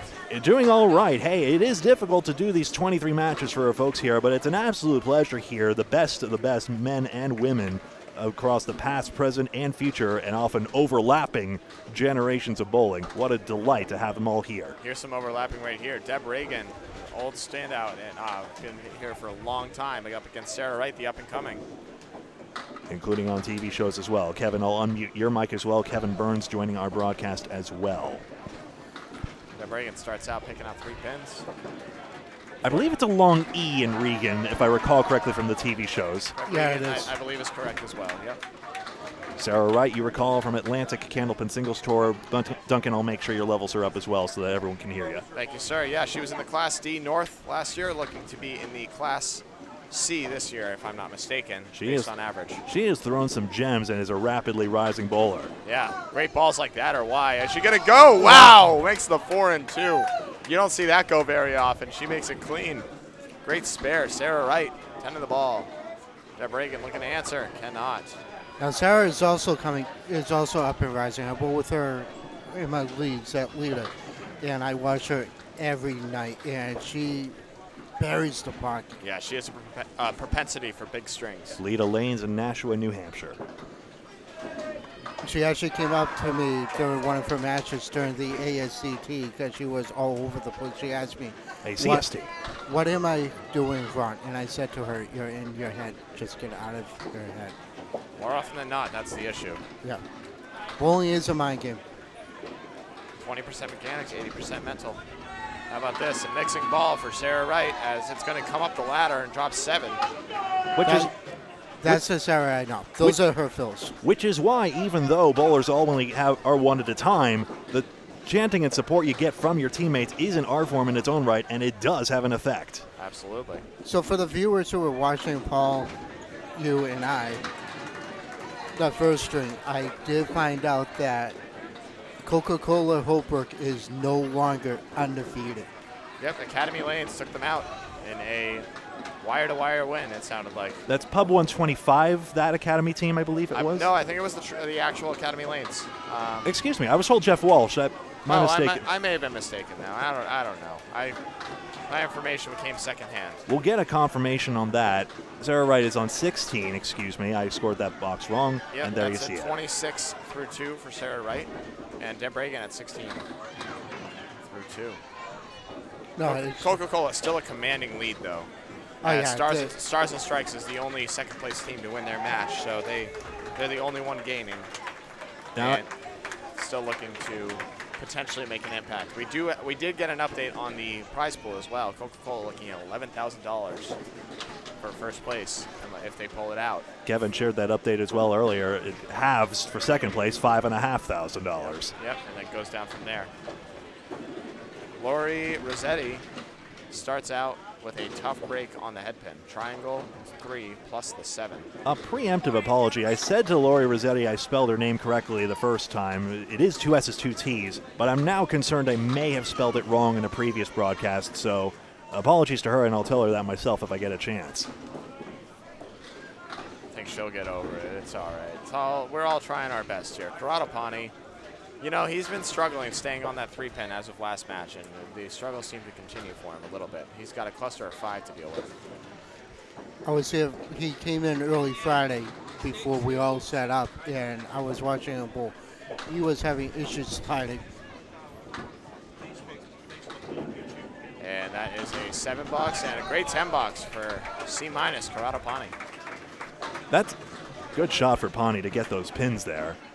He was recently on an episode of Candlepins for Cancer where he actually had the lowest string, single string scratch, although this was a handicap tournament, despite having the most object pins. So maybe it could be his lighter delivery, maybe it could be just a cacophony, and that's not the right word, of bad luck for one of an actually grammatically correct word. But there you are. Sometimes his bowling ability gets underrated just because the pins don't like the slightly lighter ball he throws. I think it's just a vicious game sometimes. He throws a good ball. When he hits his objects, he hits them well. Sometimes it just doesn't go for everyone. I've seen Justin Waters throw 90-something games where he hits a lot of objects with a high wire ball. I've seen Josh Daly have 110s where he's all over everything and just doesn't break up. It's just that sometimes the pins don't agree that you're doing a good job. Well, yeah, that ain't that the way. Justin Waters, you see on screen here in the aqua shirt, although masked by the logo. Or Rossetti spare. A great shot picking the 110. Karatapani trying to make something happen, make those pins dance. Instead, just plucks his objects. 2 objects for Corrado and 2 objects that will stay. 8-box. It's almost like you need a pair of sunglasses with New England shirts today. I mean, they are so bright. Vibrant. I believe Hilo Dispensary had a similarly fluorescent get-up in their match on this stream. They did indeed. They are not wearing those today. Now, here's a question. Is Tim Hazard and Chris Jones, Tim Hazard a recent runner-up in a men's invitational singles knockout, and Chris Jones, part of the stalwart Hingham Friday Night Pro League team that was runner-up. Speaking of, that monitor should come back, don't worry about it. Here's a question. Why don't teams use the same color for all their shirts? Because it's possible that color could be a part of team identity if they so chose. If they chose. I think it's just fun to have more shirts of different colors. I think it's just a purely fun thing. Tim Hazard, great perennial powerhouse bowler. Half Worcester start. Chris Jones gets a better break off the head pin. Drops 7, 1, 6, 10. I do like the unique niches that some teams have. I'm just curious that none of the teams take the other approach, it seems anyway. Yeah. Tim Hazard struggling to find that head pin. Gets a lot of everything else, though. Chris Jones, spare. Can't get it. This is the head pin. I was talking to Tim Hazard late yesterday. He said he had missed 1 9-drop all weekend. He was 33 of 34 going into the last string yesterday. That's incredible. That's That's a preposterous stat. But believable with his ball, even though he starts out with a 9-box, still plenty of time left in this. When he is on, he is deadly accurate. And generally, when you drop 9, you're on. I think it's a culmination of those two things. Chris Jones, similarly, can be a very explosive bowler as well when he wants to be. There are times where he'll be really off the head pin a lot and really on the head pin. Where's the 7 going? Hey, there's another 9-drop for Tim Hazard as the 7 somehow stays up. I was going to say, because he's on now, because he just dropped 9, left the 7. Yeah, this one's as good as gone right here. Chris Jones off the head pin has a tough 4-1 configuration. And Hazard, used all of it and gets it. Hey, count it. That's statistics. He wanted to stay out of the gutter. He stays near perfect on his 9 drops. I'm sure it was in his head a little bit. Just stay out of the gutter, stay out of the gutter. He stayed out of the gutter, caught just the tip. Chris Jones, beautiful spare. Wow. There you go. The instant Jones gets dialed in on the head pin, he's on the board as well. Outstanding shot. Here's Justin Waters. I love his nickname, though, Aqua. Yeah, that's Of course, Karatapani's C- nickname, a legend in his own right. And Brian Mayer, who we've seen in men's international play, I believe it was with Maria Subs, incidentally, with Craig Holbrook, whose team, Coca-Cola, is leading the table in this mixed worlds. yeah, running away with it right now. Justin Waters has the 3rd highest men's average, tied with Matt Harnett, behind Josh Daly, behind Corey Packard. Corey Packard on 130 coming into today. That's insane. At this house, the way it's working, that's crazy, Bills. Justin Waters added to it. He went 148 in his last string. The most insane thing, all those top 3 guys, well, Matt Harnett's on A+ accounting. The other 3 all on the same Academy Lanes men's invitational team. For the World Tournament. Though Daly was not on that 2022 squad, Waters and Packard are, but maybe it might just be a matter of time with that level of talent. That's crazy. Justin Waters, beautiful spare, 137. Makes it like 1. Starts out strong, Justin Waters. Brian Mayer with a 10 bucks. Good to see you all out there on Facebook and YouTube, Candlepin Bowling Network. Hey, please do us a favor. If you wouldn't mind hitting the like button on whatever platform, you have to be logged into YouTube to do that, and Facebook as well, incidentally. But if you are, please hit that thumbs up button. It'll help us get the word out there about this great match and help the bowlers as well, because they love it when you watch the matches, in essence, especially connecting them with those they know, and they love having fans, those close to them, and the greater community as well. Absolutely. We're all trying to grow this great game here. And it starts with you guys. Tuning in, liking, subscribing, all the above. Justin Waters, tough 5 fill. Dave Godwin earlier in his great interview expressed some pessimism about whether it will actually be a big money game. It used to be once upon a time, and although entertainment, lots of choices for entertainment exist, which I think is good by and large, I'm not convinced that Candlepin won't get more of a share of that in the future. Doesn't need much at this point. Just kind of needs to be tipped over the edge in terms of that. Agreed. One or two big sponsors, and it's in serious business. I agree, Duncan. Justin Waters, tough lead for an 8, looks like. Brian Mayer with another 10. Let's take a score check here, if we please. 115 to 91, if my monitor. Nope, that's not correct anyway. Freshie, no, that score is correct. It's Tim Hazard who's 1 too high. He's on 18 through 2. Now that score is correct. 25 pins already. Again, keep your eyes on the ladies. Alana Brown and Sarah Wright. Big difference there. And though Laurie Rossetti has a mark in her own right, the women's diff right there being a big part of the 25-pin advantage in this mixed worlds competition. And that's what I love about the competition. The men and women can equally contribute to the team, and it creates a great dynamic overall. Thank you for the update, Greg. Alana dropped 7 on her spare off the head pin. Freshie also off the head pin. He's got a horseman. It's a little wired. Alana, 1, 8, 10. Just scoots by. Her streak of 2 in a row will end here. Should be open. And Freshie goes wide. Bowler switch side every 2 boxes. Brown probably wishes she were still on lane 13. Yeah, that was her wheelhouse right there. At least the ball returns are underground, so that doesn't get in the way. So that dynamic is not in play here in the Blue Room Academy lanes. That's correct. Nice 10 box, Alana Brown. And Freshie has a safety shot, gets 8.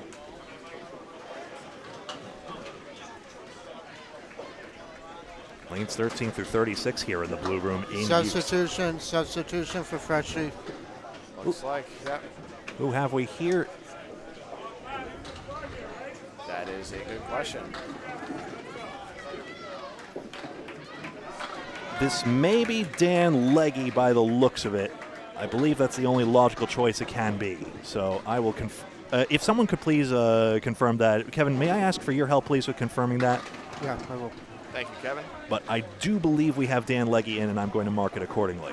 Let's go with that for now, and we apologize if we misidentify. We had one earlier. Well, the mystery leadoff bowler now starts with the half Worcester. Alana Brown, tough two on her first ball. Was a great second ball. A couple of great second balls. No love. I'll Alana find Brown. out in a second. I just want to update the book. A 9-box for Brown. That's a great start to the string, 55 through 4. Absolutely, and who we believe is Dan Leggy with the 9-box as well. 36 through 4 for the leadoff. I think you're right. I think it is Dan Liggett because I just saw his shirt on the monitor.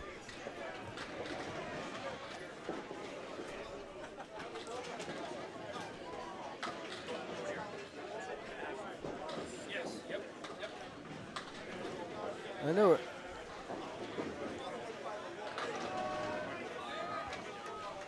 Thank you for confirming, Greg. That's right. No, because I saw the name Dan on his shirt, so and it's a good thing you asked Fretchy. So Deb Reagan just off the pocket. Drops 4. Sarah Wright on her, not on fill, apologies. She has a check mark to shoot at. Apologies, Kevin. I just wanted to absolutely get that from the source. yeah. Oh, there's a banana split on lead 15. There it is, with a cherry on top. Casey McCool, eat your heart out. Sarah Wright makes a good bit of the check mark, won't go.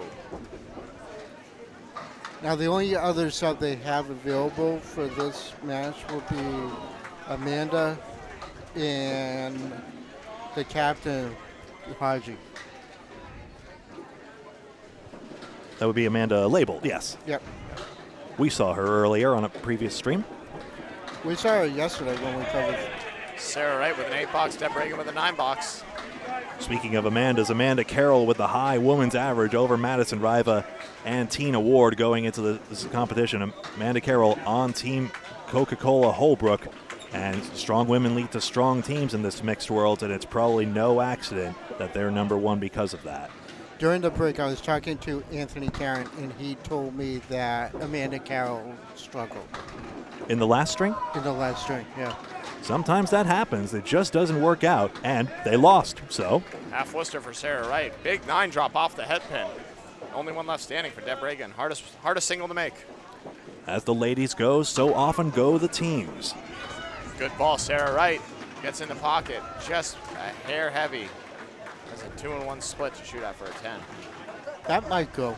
Deb Reagan looking for a spare. No, goes go wide. There's that statistical fluke we mentioned where the head pin is the lowest accuracy single, probably because you missed it on the first ball. Your accuracy is inherently off, and so Yep, it's no fluke. This is a game of confidence and tempo.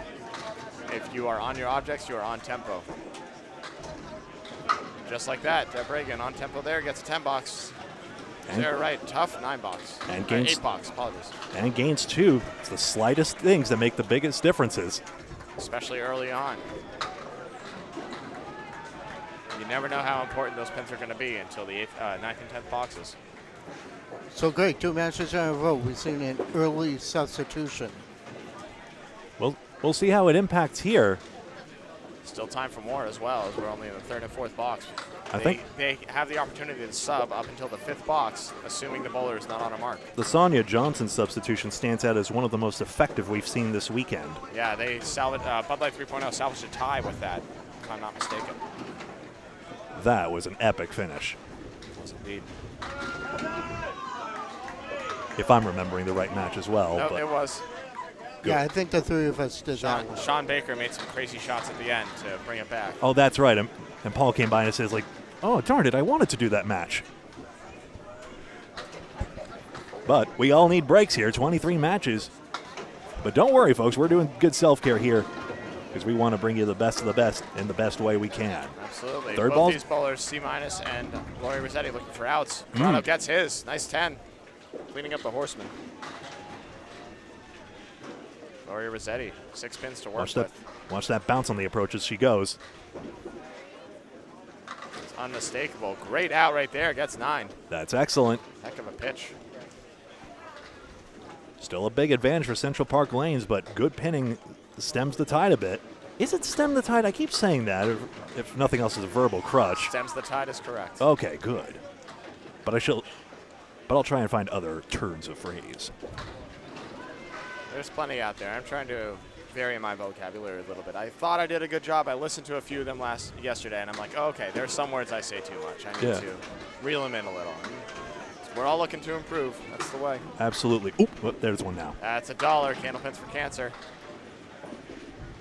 Yeah, absolutely is one of my words. That's just about everybody's. I'm just like, don't say it myself. Come on. Yep. You always bite your tongue when you're about to say it. Corrado makes a great bid on that. And it hurts, I tell you. 9 drop. Yeah, good second ball there. He wishes he threw it first. He will take a 10 out of this, assuming he pins out. Channel in the wood there. Laurie Rossetti, Caleri to shoot at. Ooh, that's not it. That's wide. Into the ocean. Laurie Rossetti, 3 pins to shoot at. But they're both capped at 10 here, so a good out minimizes the damage. Karanapani pins out for a 10. Only 2 pins left standing. 38, pinning well, but not marking. Laurie Rossetti can't find the range as she might be sticking up there, it looks like. 7 bucks. This has been mentioned before. The Academy Lanes approach is being a little stickier than most approaches on average. It's so humid that I think it plays a major factor. It is humid out today. I will say the Academy Lanes is very nicely air conditioned, at least where we sit back here, even with all the hot technology. They do a great job with all 44 lanes in this house here in Haverhill. I've never been to this house before. I love the feel. It's really good vibes. Never have you ever, huh? Nope. I mean, if that's true of you folks, never have you ever, do please make the pilgrimage to the largest Candlepin house, I believe, out there. It used to be 48 lanes, now 44. Oh, it's worth your time. Chris Jones, Millis 8, left standing, the 1-3. Tim Hazert on the fill, in the pocket, drops them all. Strike on spare, Tim Hazert. It is true that our most viral moment out of that was... He can't believe he threw a strike. He hasn't thrown many all weekend, but those are usually 9 drops. He dominates it. Yeah, big 20 bucks for Tim Hazert. Chris Jones can't answer. Plucks the 3-pin out of the Millis 8. I think he's thinking about pockets and he gets the wrong pin. And now he's thinking about objects and he gets the 10. Yeah, a lot of good bowlers will aim straight for the object there. Although our most viral moment is a pin setter malfunction, Matt Nichols couldn't believe he got what seemed like a hammer at the time. You be the judge of that. It was a bomb. It was a bomb. Couple, and almost 250,000 views, or actually over 250,000 views on that already. And counting, yep. Chris Jones, hey, there's an object, and he smashes it through for a spread eagle. 37-3 is correct for Jones. Tim Hazert, first ball in the fill, dominates it. Is it a double? It's going to sweep. No, it's a 9 drop. The point being, Academy Lanes does a great job with all their lanes. Now this is really And the tough. mishaps have been at a minimum, all told. That's correct. This is a really tough piece of wood here for Tim Hazard. He's going to need to pull a rabbit out of his hat here. Goes high, gets it. Drives on through. Spare, on strike, on spare. Tim Hazard, a couple of 20 boxes, 58, and a ball going into the in the 4th. And Chris Jones pins out for a 9. The only real big issue this weekend was when Sharon Britton was on lane 14, she had the sidewall fall on her, remember? That's right. It fell off partway through, and it is still cracked, although I believe the back half, the deep half of the sidewall is there. So corner pins should still carry. That's a timely repair to make on the fly. I have never heard of that before in my life, a sidewall falling off. It is on stream. It happened when Sharon Britton was bowling 4-team Riverwalk lanes. That's lunacy. And that was like the same day that Matt Nichols had the tubes come back down. Yeah, that must have been on Friday, right? That's right. Yeah. Justin Waters off the headpin, Brian Mayer joining him. About the microscope of media, we were looking at 14, but by and large, as I've looked around, all the other lanes running very well. Justin Waters thought he had it, might still, doesn't quite have the gumption. And Brian Mayer goes wide again. He's going to have a tough 6-pin configuration. No headpins yet from the anchor spots, either bowler. We'll see if they can get it going. It's just my 4th one all weekend. But A 10 box for Waters, 33-3. Mayer pins out. 3 pins hit. Yes, he does. He got his head pin. He got it glancing off the sidewall, and only his first pin left standing here. taking a look around, I'm trying to look for perfect strings, but I believe they are now all gone at this point. Otherwise, $100 from Candlepins for Cancer was on the line for a perfect string. Yeah, we got nothing over here. I don't see anything next to us either, so. Corey. Few and far between, but a lot of them. High men's average 130 for Corey Packard has 2 such perfect strings. Justin Waters obliterates the pocket. Maybe a hair light. Gets a half Worcester leave. Half was a standing. 2 in the 8. Golfer and bowler Justin Waters, one of the most mechanically sound bowlers in the game. I'll move the scoreboard down.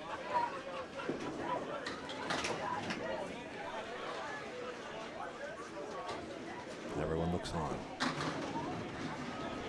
And gets it. Justin Waters. That is a challenging shot he made look way too easy. And Brian Mayer trying to answer, can't quite. Candlepin bowling is at its best when you just have a group of people, of interested onlookers at your back, all waiting with bated breath on your shot there. And when the single goes, the uproar and the cheer that happens when you do hit that and deliver that electrifying moment in the match. Justin Waters used to it at this point, too. Brian Mayer took the heart out of that diamond. He does get 9 out of that leave. I'd love to be inundated with applause one day. Maybe one day I'll be remotely as good as him. 20 pins up right now for Central Park Lanes. 1 mark on each side. It's currently 6 marks to 4 for Central overall in the match, and pinning is 8 in their favor likewise. That's spare for Tim Hazer, by the way. Thank you. You're very welcome. 224 to 204 is otherwise correct, if I understand correctly? 224 to 204 is correct. There we go. Thank you, Duncan. You're very welcome. Jordan Britton just said that the video almost got 700K on it. Whoa, holy smokes. I mean, Nico Pujar may have been the best acquisition, one of the best acquisitions Candlepin Bowling Network has ever made. But the only sad part is he works remotely, so we don't see him. Oh, well. We'll have to fly him out sometime. Yeah, we are going to have to fly him. Maybe one day. Hey, play the long game. Look at that cut. Leggy almost got it off the sidewall. Wow. That was very close. Alana Brown with a beautiful 9-drop. The asterisk indicates a substitution.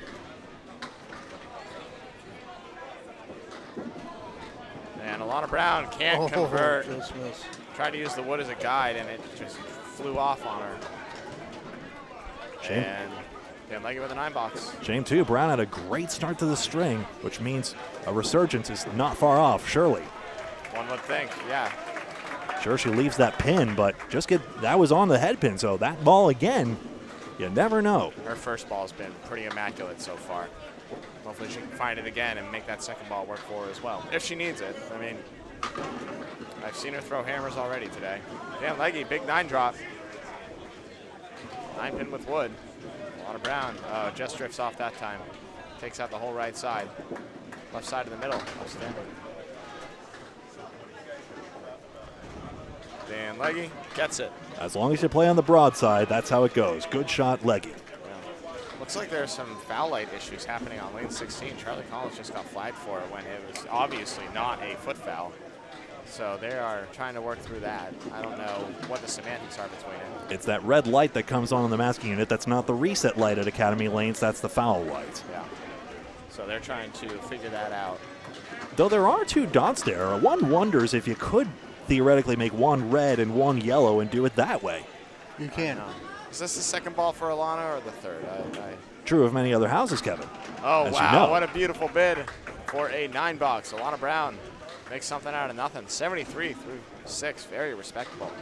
Well, look at Lita. Lita, when the foul lights are on at Lita, they usually fight. And the foul lights are just buzzers by the foot foul area. Because the light is hooked up to the machine itself. I see. Interesting. I know there's a tiny reset light at Lita Lanes. It's almost imperceptible unless you're really looking for it. I've never seen the foul light. Excuse me. Yeah, 9 times out of 10 at Lita, the foul light really doesn't work properly, so they keep them off. Lita, a very well-maintained house in many ways. If money were infinite, I'd say always have the foot foul lasers working. Deb Reagan goes wide. Sarah Wright took the 6-pin on a walk. She's got a tough 3-2 split. At least the wood is between the 6 and the 10, simplifying it only slightly. That 6-pin is now the 5.5 pin. Makes a good bid on it. Only takes 2 though. Deb Reagan. She's been drifting off to the left pretty consistently. She's looking to find it here. 41 half, tough half for Deb Reagan. Sarah Wright looking to get 2 here. Just needs to be on that displaced 6-pin. And she's going to get it. Grade 9. There is one chore when you have a viral video like this, and that's explaining to all the mainstream bowlers, well, wait a minute, you got a small ball. Doesn't that make it the kids' version of bowling or whatever? Please come up and try it. If you think that this is the kids' version, please come up and try it. I beg of you. You would have no idea what you're in for I if you do. beg of you.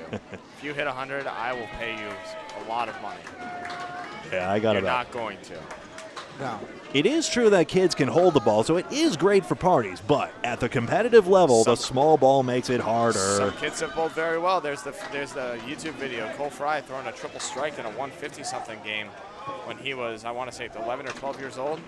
And that's carried through a men's international finalist, Cole Fry. Yeah, that's the highest level of kids bowling you will ever see. So I was at that match. Cole Fry went nuts.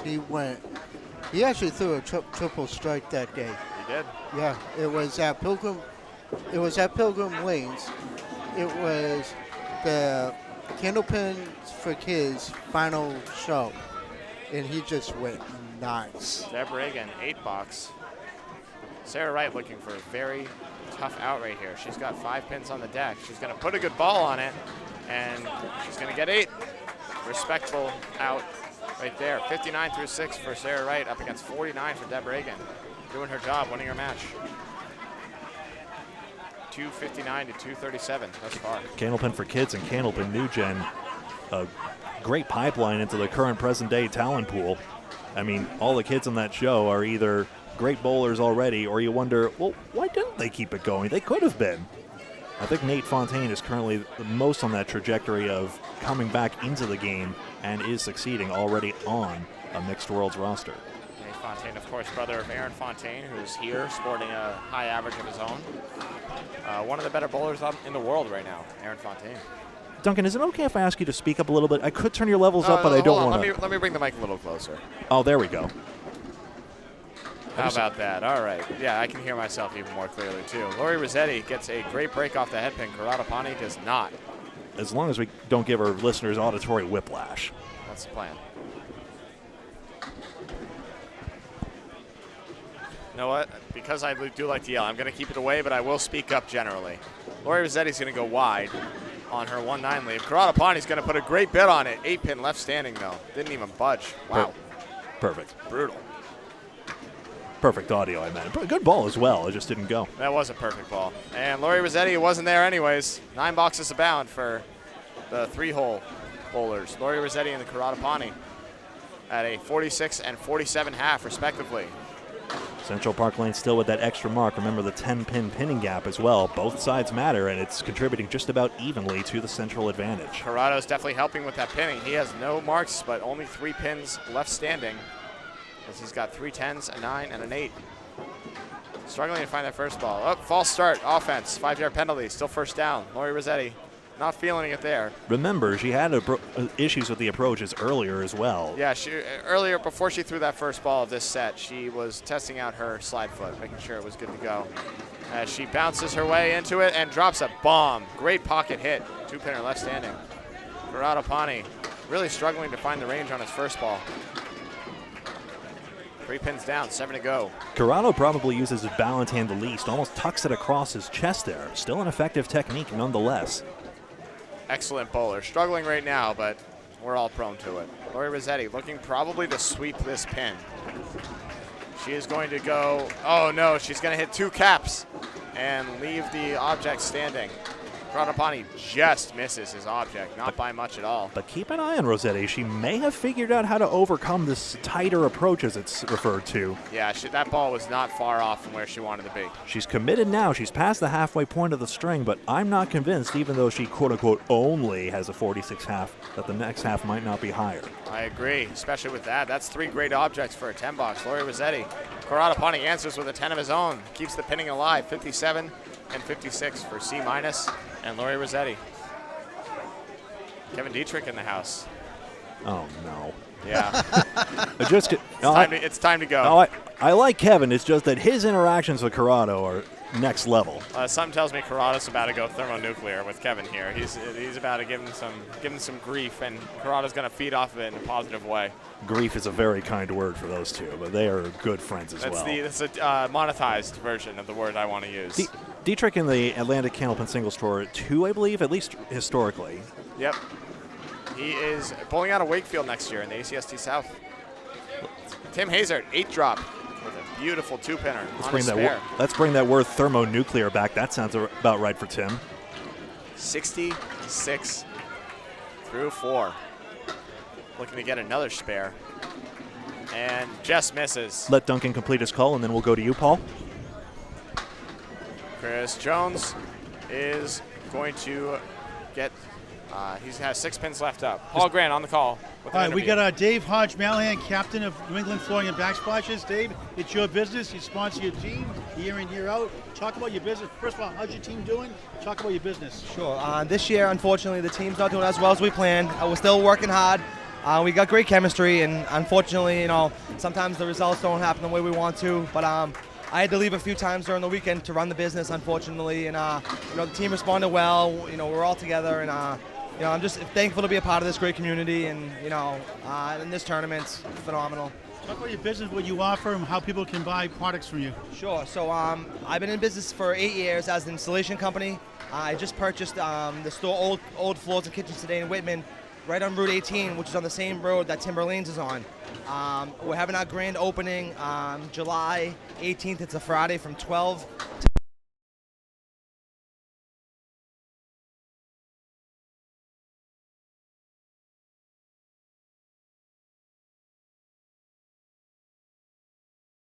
to Candlepins for Cancer. So anyone that mentions that will go directly towards that percentage of the sales for the project and most likely longer term plans.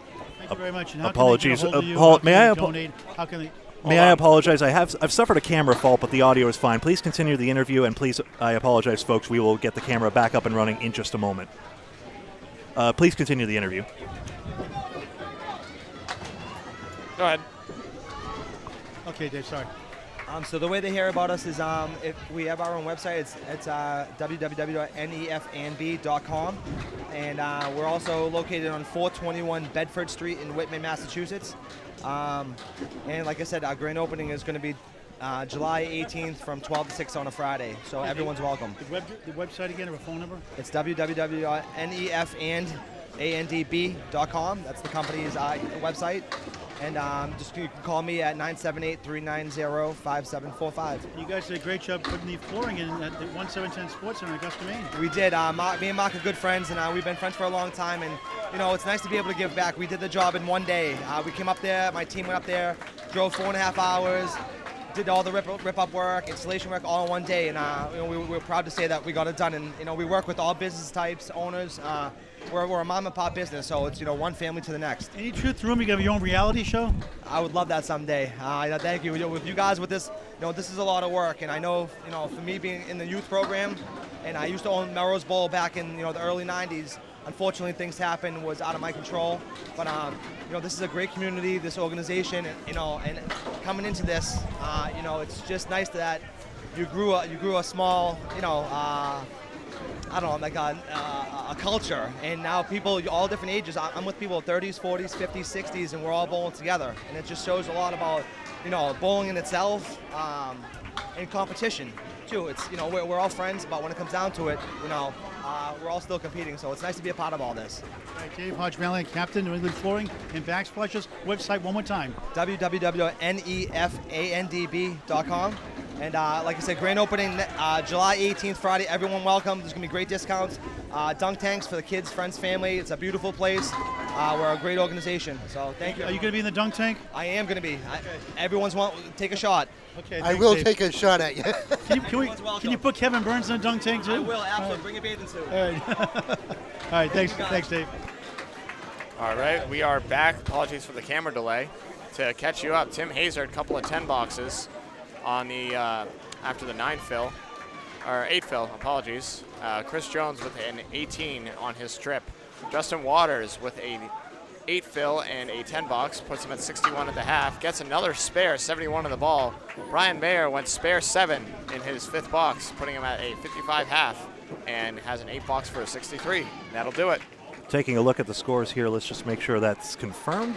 322 to 309. I also want to make sure I have my smudges correct after that technical mishap here. So Waters should have a spare smudge. Yep. Waters has a smudge and Leggy has a smudge. That should be all the smudges. Excellent. 322 to 309. At last, that is confirmed. Is all correct. Thank you very much for your patience, folks. Absolutely. And now box number 7. Great interview with Haji as well. Great guy.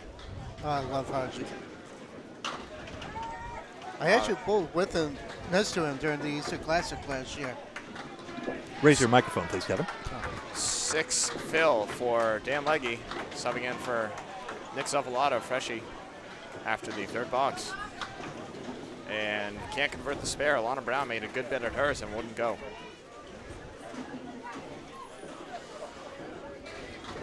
Both bowlers looking for 10s.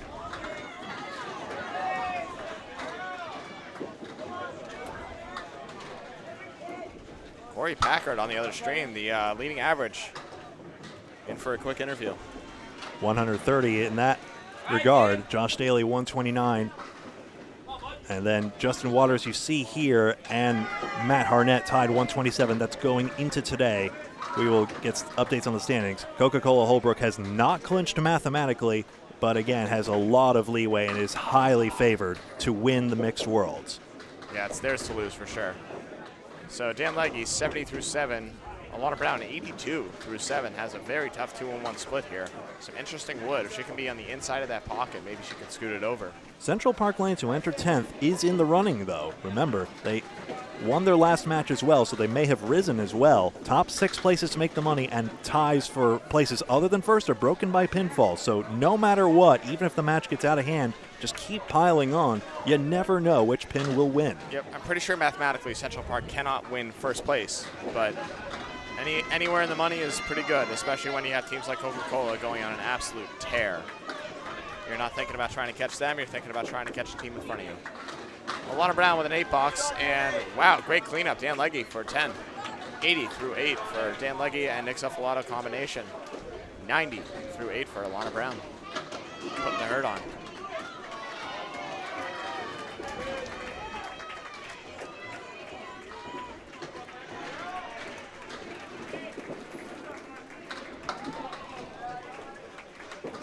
Sarah Wright and Deb Regan now up.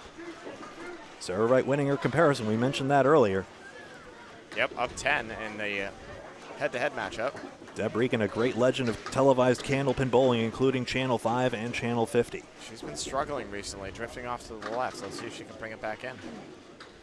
Sarah Wright on the right.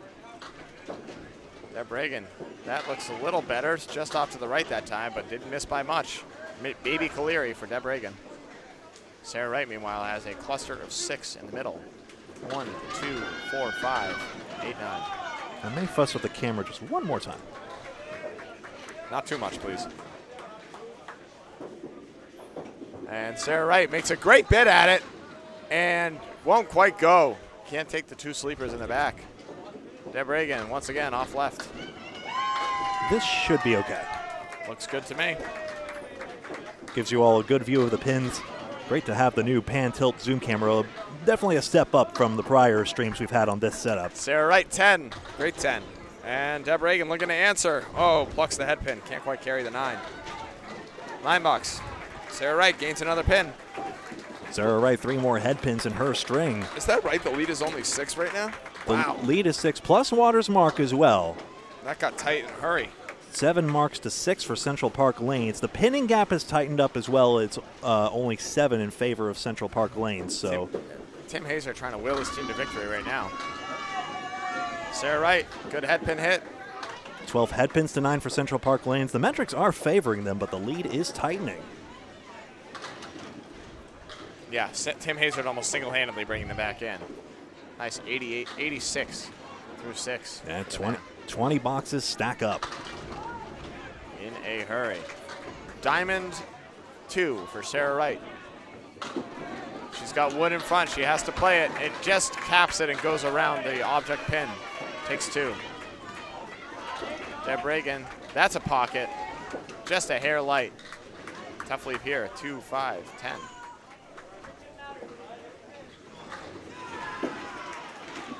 And Sarah Wright, great 10 box. It's 3 objects. Deb Reagan looking to answer. Cannot. 9 box. Sarah Wright, gainer of 2. Leaves 7. Lori Rossetti found the rhythm. Let's see if she can keep it going on the other lane as Karatapani struggling to find his first ball. Immaculate second and third balls. 1 split so far for Pawnee. That's it.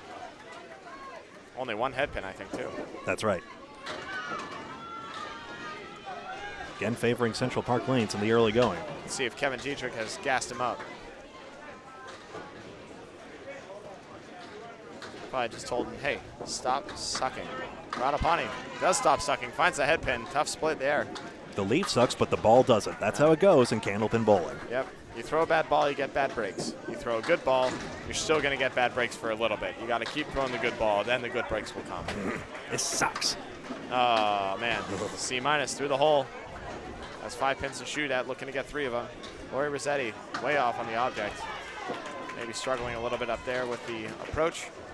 See if she can have a comeback ball here. It's a spare leave. It's going to be outside. She's going to get 4 more, 3 left.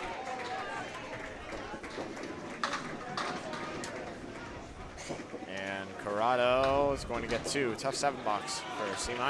The trouble with splits there, it makes the pinning that much more difficult even though your first ball was a gem. Yep. He left 3 pins up in his first 6 boxes. He leaves 3 more up in that box.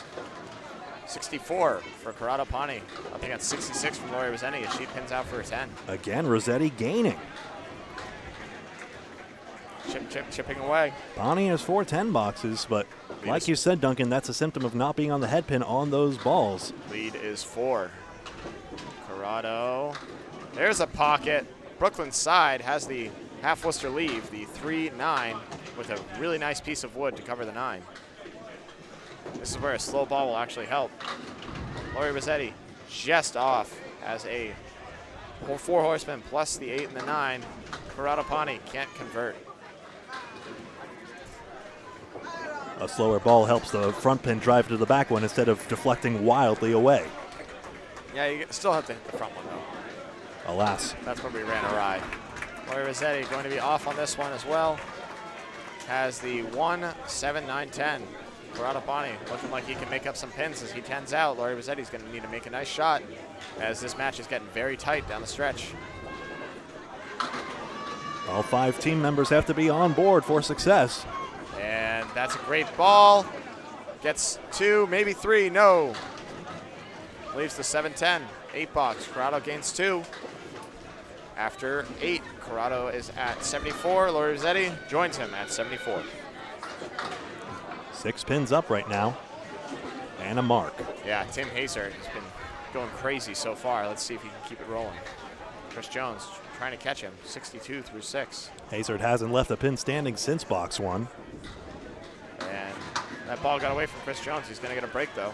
A real lean to Jones's delivery, just a little too far left this time. Yeah, he really gets that arm down. Tim Hazard, pow, right through the heart. So does Hazard. It's just Jones is taller, so it looks more dramatic. That's correct. He's taller, and he like cocks his head a little bit at the end. It's a little flourish. If I'm thinking Tim of the right Hazard, bowler, wow, what a bid at that horseman plus the 9. He has the right triangle left standing. if I'm thinking of the right bowler, the late great Dick O'Connell, I believe, rotated his head in that certain way as well as he delivered. I couldn't tell you, sorry to say. Got some donations to Candlepins for Cancer. Thank you very much, everyone that donates.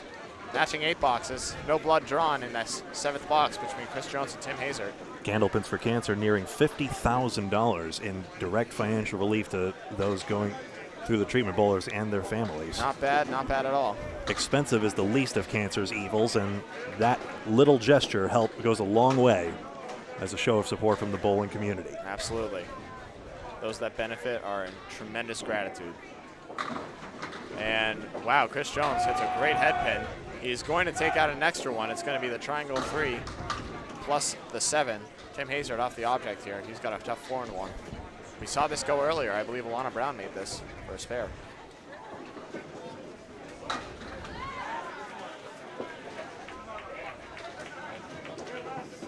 Hello, Paul. Paul Grant talking to Justin Waters up there. Probably try and convince him to do an interview. Illegal coaching, collusion. Oh, man. Tim Hazer puts a good bid on it. Chris Jones missed his object. I don't know if that's illegal coaching, but Yeah, I don't know if Paul Grant giving Justin Waters advice on bowling is a real thing. If anything, it'd be the yeah, that's true. If anything, it'd be the other way around. One would think. 8 and 7, Tim Hazer, tough box. Chris Jones, not a great one as well. Can't really make it hurt. Does gain a pin. 101 through 8 for Tim Hazer. Paul Grant was a 110's average league bowler in his heyday. Of course, that Candlepins for Cash video on Alley Chat you can see there. You can see his form. He's injured now or had operations that render him unable to bowl, sadly. So he loves doing this, partially because of that reason. Yeah. Chris Jones, 78 through 8. The lead is 7. Justin Waters, the only mark on the board. Filling it right here. this is going Chris Silly.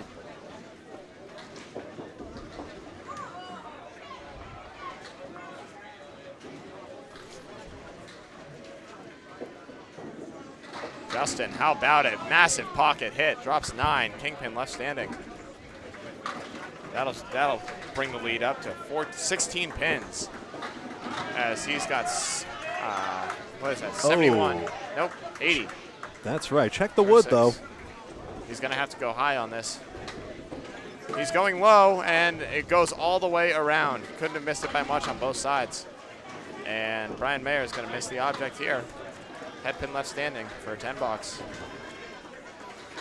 Justin Waters, I think he put that ball where he wanted it. Just Cap was a not quite the read. Cap was a candidate for Waters, but who wants to aim at a Cap? I feel like the ball goes there anyways more often than not when you're not aiming for it. Same principle as the double pins, inverted half Worcester leave. He didn't miss that second though. He hit it. The wood said no. That's the difference. Are we? That's an interesting conversation. I see Paul yapping away at you. Paul Grant special asterisk? I don't think it's a Paul Grant special. No, I think Justin put that ball where he wanted to. You can put the ball where you want and not make the shot, and that's a difference right there. Yeah, Justin's probably like, shut up, Paul. That was a good ball. That's correct. That's another good ball. Justin Waters, tough 3-1 split. Brian Mayer trying to answer. 3-1 split of his own. No, it breaks up. 3-pinner to run down. Justin Waters, the 3, 4, 6, 10. Waters may have a chain of 5 head pin hits. There was that camera glitch, but if so, increasingly dialed in. Good, opposite Tim Hazard's bowling. This is not shocking in any capacity. 90 through 7 for Justin Waters. And how about a cut shot? Oh, just misses. Couldn't have put it much better. And may have made the 8-pin were that the one standing. Yep, Brian Mayer, spare. Big spare. That'll help. That'll help. For New England Flooring and Backsplashes as he's at 83 and a ball. Justin Waters, another roadblock. Roadblocks galore for that trip for Justin Waters. Okay. 9 box, 99 through 8. 420 to 405. I see just the one mark under Brian Mayer's name. Excuse me, that's not true either. I see a 10 box marked. I see a 10 box marked for Mayer. Is that correct?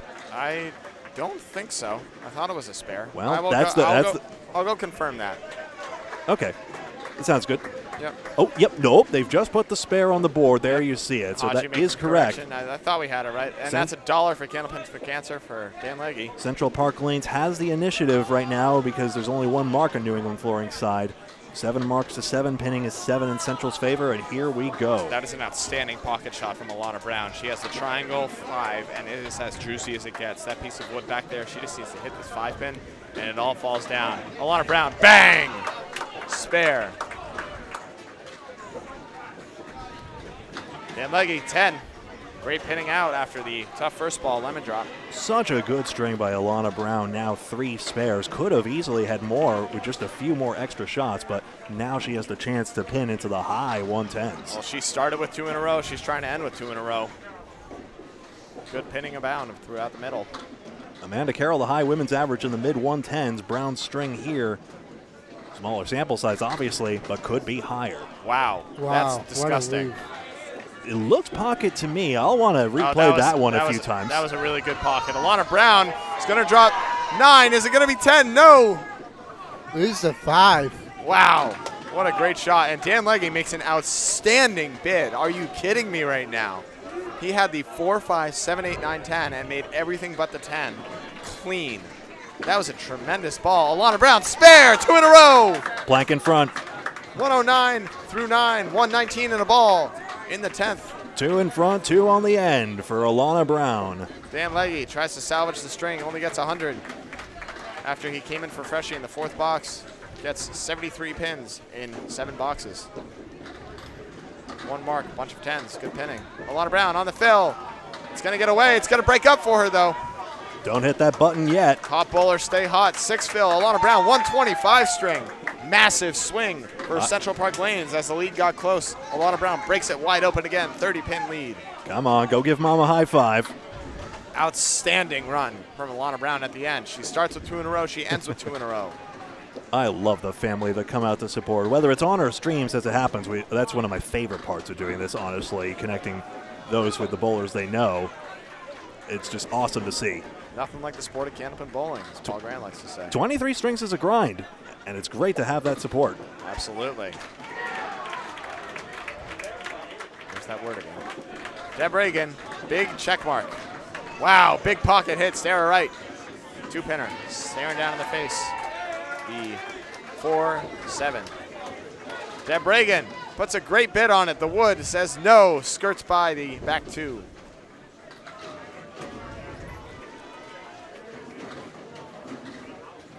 Chance for Wright to pile on the advantage for Central. They need these pins and they need these points. Sarah Wright, that pin is no good.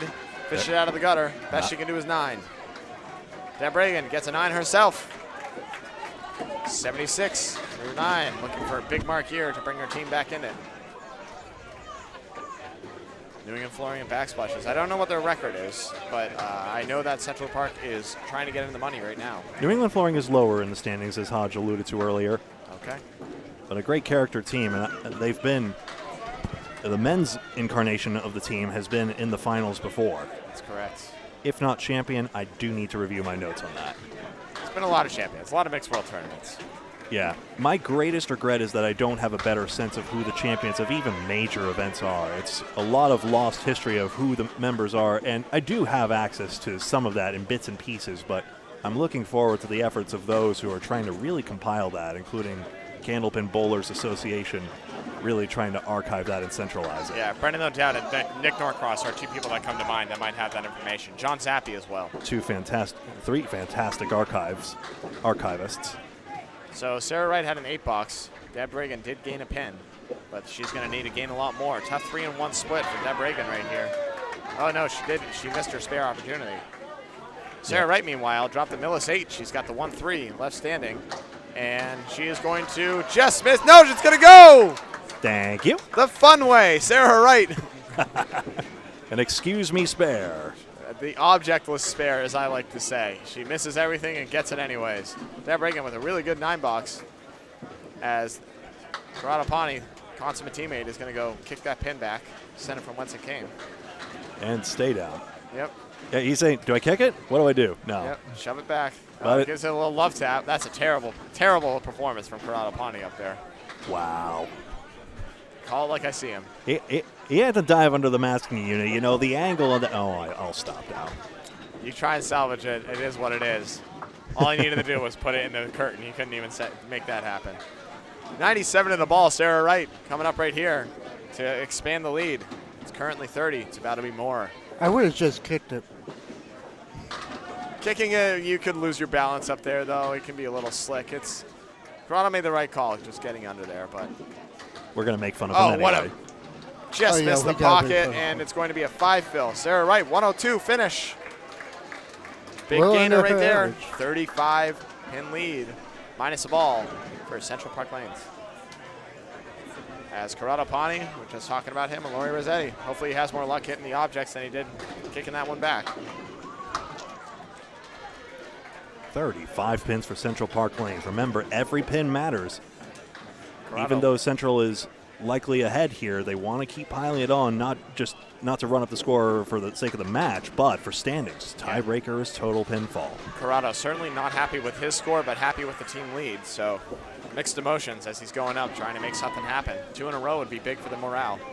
By the same token, these 2 boxes still very much matter for Pawnee. Yeah, especially Laurie Rossetti can get it going in a hurry. Don't want to give him any breathing room here. Laurie Rossetti, wrong pocket, leaves it Cleary. Corrado, how about a pocket? There we go. Check mark leave as he goes Brooklyn side. Full, I suppose, but has a chance. Laurie Rossetti, that's a good pitch. Just misses the head pin. Didn't quite come in the way she wanted. Corrado Pawnee. Wow, what an opportunity for a spare. Puts a great ball on it. Can't carry the 6. I guess he wanted to get on the 3-6. Same thing where the pins are just like, no, it wasn't really the pocket. Sorry, bud. He threw a great ball. I would have been happy with that. It is what it is sometimes. And he's not happy with that. 9 box. Should have been 10. Laurie Rossetti with an 8. Still gains a pin. 36 is the lead. Yeah, pins are a tough crowd. Pawnee putting great shots on that and only comes away with a 1 pin advantage. 36 pin lead with 5 boxes left and a ball in hand for New England Flooring to cut into it. It's looking very close. Of course, comparing a man to a woman is a bit unfair considering literally it's not talent or dedication that makes the men stronger than the women. It's just biology, unfortunately. It doesn't really say anything about their character or the talent or the dedication to the game. I mean, you see it right here. Laurie's only down a pin right now, and she has an interesting opportunity for a spare. Corrado has a 3-pinner with a really dastardly piece of wood. So all things considered, very good by Rossetti. She's battling. You could see it on her face and her body language. Yeah, that's not going to go. A little heavy. Craig, did you guys win? Yes, we did. Yes. Breaking news, I hear. Turkey hunters. We both turkey hunters. We beat them by about 40, 45. Thanks, Craig. Nice job. Nice. That's the 3rd ball each. Laurie Rossetti gets 10, and Corrado Pawnee, I believe, matches that 10 as well. We'll check the final score on that. The first string today, some odd Yep. And it is a 10, yes. Duncan is interviewing Craig Holbrook. He's going to have an update for us in just a moment right here. But Craig Holbrook's in quite a good mood, I'll just put it that way. Duncan seemed to be a lot of smiles from Craig Holbrook. What's the latest? Craig Holbrook and his team Coca-Cola are back on the wagon. They beat the turkey hunters by about 45. Craig was saying he has a checkered flag he's been using all weekend. He pulled out another towel for the first match today, and they lost that one. He immediately went back to his bag, got the checkered one. They stay back on the winning wagon. Tim Hazard rips apart 7 pins. So there you go. The magic number drops to 1 across Drywall Concepts. Chris Jones, strike! Monster ball right there. Chris Jones trying to put it away right here as Tim Hazard has a tough lead for a spare. He's going to put a good bid on it and get it. Unbelievable shot. Tim Hazard takes the 1-8 out, and Sutton comes back and clips the 10 off the back wall. A pin either ricocheted off the curtain or off the pin setter assembly and came down.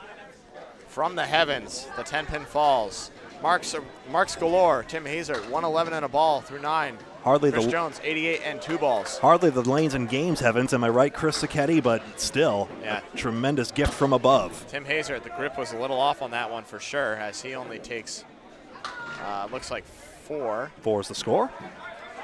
115 through 9 with a tough spare configuration. Chris Jones carves out 4 himself. He takes the whole right side. Middle and the left to go.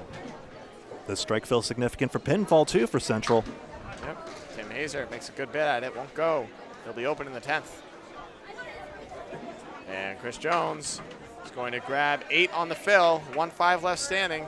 96 through 9. Tim Hazard, what a bid at a 10. Sends everything over. Doesn't get the pin, though. 124. Tim Hazard. Great string. 4 marks and 6 head pins for Tim Hazard. I know he's disappointed about the 6 head pins, but he stays immaculate on his 9 drops and throws a strike in there to boot. Jones may be waiting for rolling wood here. By rule, have to wait for it to stop. And he is going to go and get 9. 105 for Chris Jones. And going into the last 2 boxes, the lead is 40.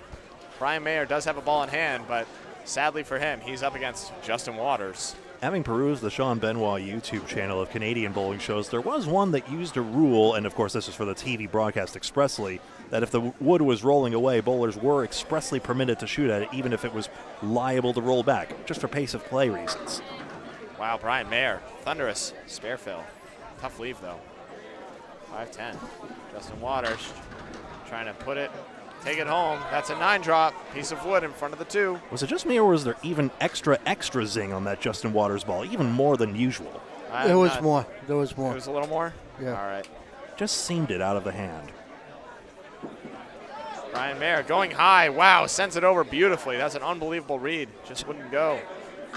Outstanding spare, Justin Waters, 109 and a ball. Waters fourth. 9. Too bad for Mayer. That looked to be the spot. 100 through 9 for Brian Mayer. The lead is 33. It is official.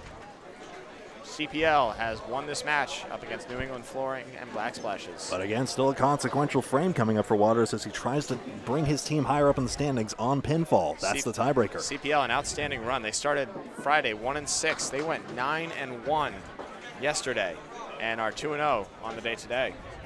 Keeping it rolling. And Justin Waters, I would say never a good time for that, but that's a fine time to have a spread eagle right there. Brian Mayer, spare. 110 at a ball. Justin Waters trying to make an impossible one. He almost did. I mean, you can't throw a better ball at it than that. That's just an exceptional shot. Essentially, the 2 has to get tangled in the 3-6 to have any prayer. You Quality 10.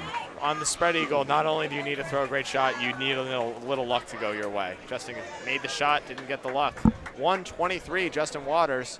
Brian Mayer filling it up for semantics. Is going to get 5 more. 115 for Brian Mayer.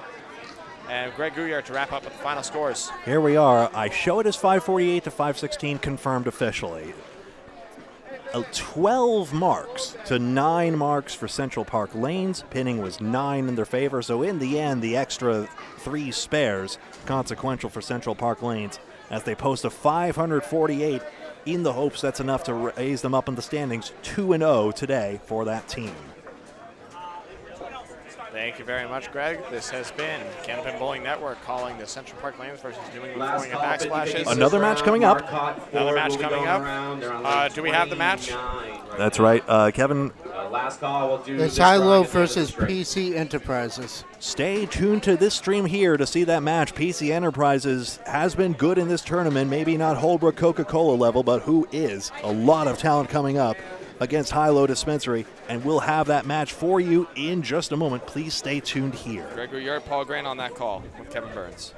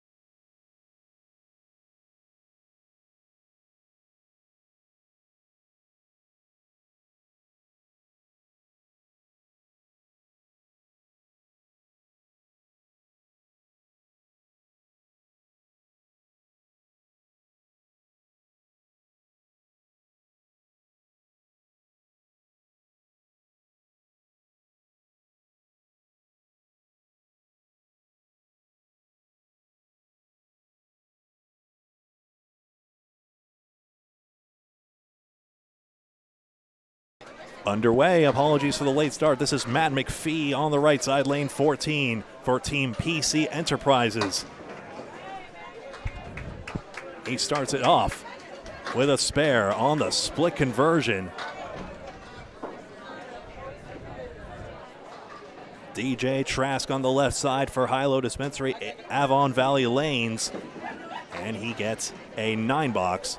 Thank you for your patience while we start on this skeletal lineup here, skeletal setup here on the production. This is match number 20 of 23 Mixed Worlds 2024 live from Academy Lanes in Haverhill, Massachusetts.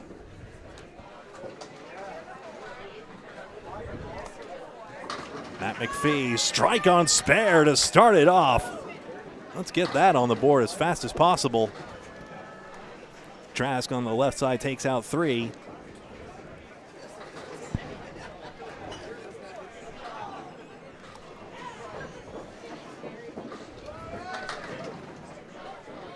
He's got 2 pins remaining.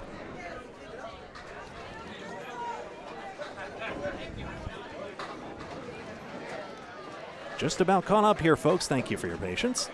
Let's get that on the board. Matt McPhee, strike on spare. DJ Trask has a 9-box and is 18 through 2. Sarah Kenny and Sonia Rossi now up next. Hey, like the video by hitting the thumbs up button, presuming you have an account on Facebook or YouTube, and hit a comment as well. There we go. We see the comments flowing in. Great to see you all. Thank you for watching this. This is Candlepin Bowling Network on Facebook and YouTube. This is Sonia Rossi for PC Enterprises. 2 on the left side. As always, we are firmly aware that PC Enterprises has no relation to computers. I'm sure you can see. And we're not going to say it. Sonia Rossi, good second ball there. 9 out, 1 to go. Just about acclimated. Kenny pinning out well on that spread eagle. Full ball, nothing wrong with that at all. Rossi gets 10. Splits put you in a hole here. Let's see if Kenny can pin it out. There's an 8. Trust me, Eric, it has nothing to do with being a prude. I just would rather keep the content clean. I think there are some higher ups out there in the greater cyberspace that would appreciate it. 26-40, Matt McPhee strike spare combination to start it off. An international squad, PC Enterprises. They wear the United States and Canadian flags on their sleeves. Sonia Rossi, an American, taking out 6. And Paul Grant on the call now as Sarah Kenny drops out 4. Hey guys, how you doing? Doing all right. I should also credit Kevin Burns alongside me as well. I'm Greg Gouillart. You don't have to. And yet we're there. Good He's to see you gone guys. for one string. He comes back. Well, he's on form already, we can see. Doesn't matter how far long he's gone. Rossi gets 10. Long gone. Wastes no time. It's like I'm wearing a Hey, got to make the most of the opportunities, Kevin, you know? Time is short, life is short. Casey just want to let you know he's still alive and he's in Toledo. All right. Only 1 banana split so far today, Casey. Sonia Rossi, terrific bowler. 2 10s, 20 through 2. You get the light. Sarah's scoreboard not updated. She had an 8 in that first box. Not sure what she got in the second. It's not up there yet. Sarah Kenny should have a 10 box there. It should be 18 through 2.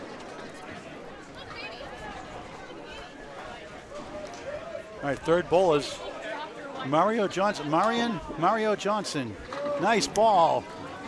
It's a wobbling triangle, 4-7-8.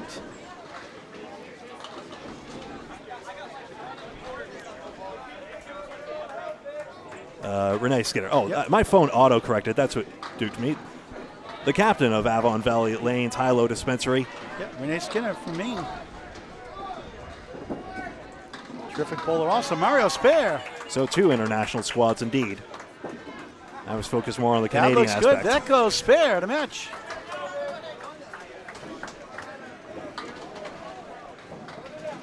This is our third match today. We've got 3 more after this to wrap it up.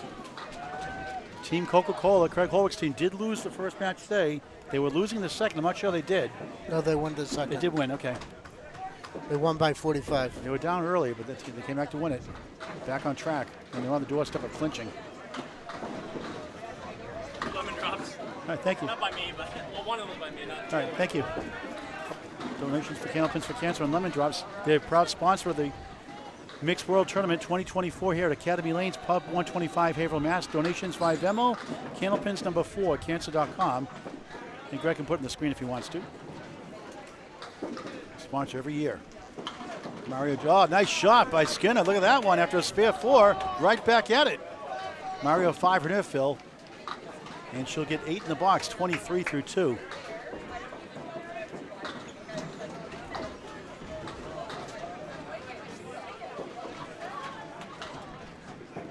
Fourth ball is coming up here.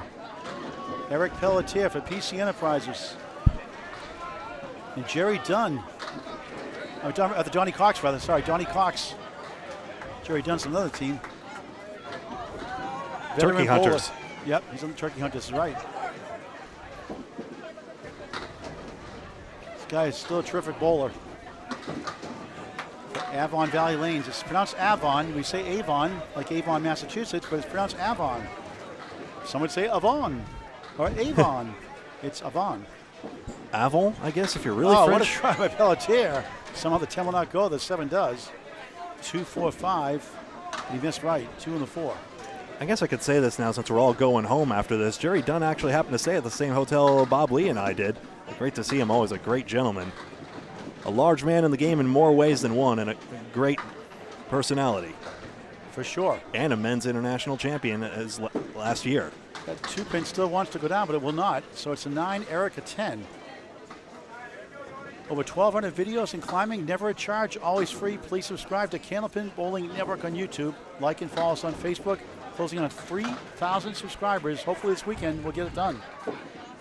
Maybe so. We're on a good clip, though. Thank you all who've done so already this weekend. Eric, big ball there, 9. Donnie Cox, COX, 139, left side, 4-7.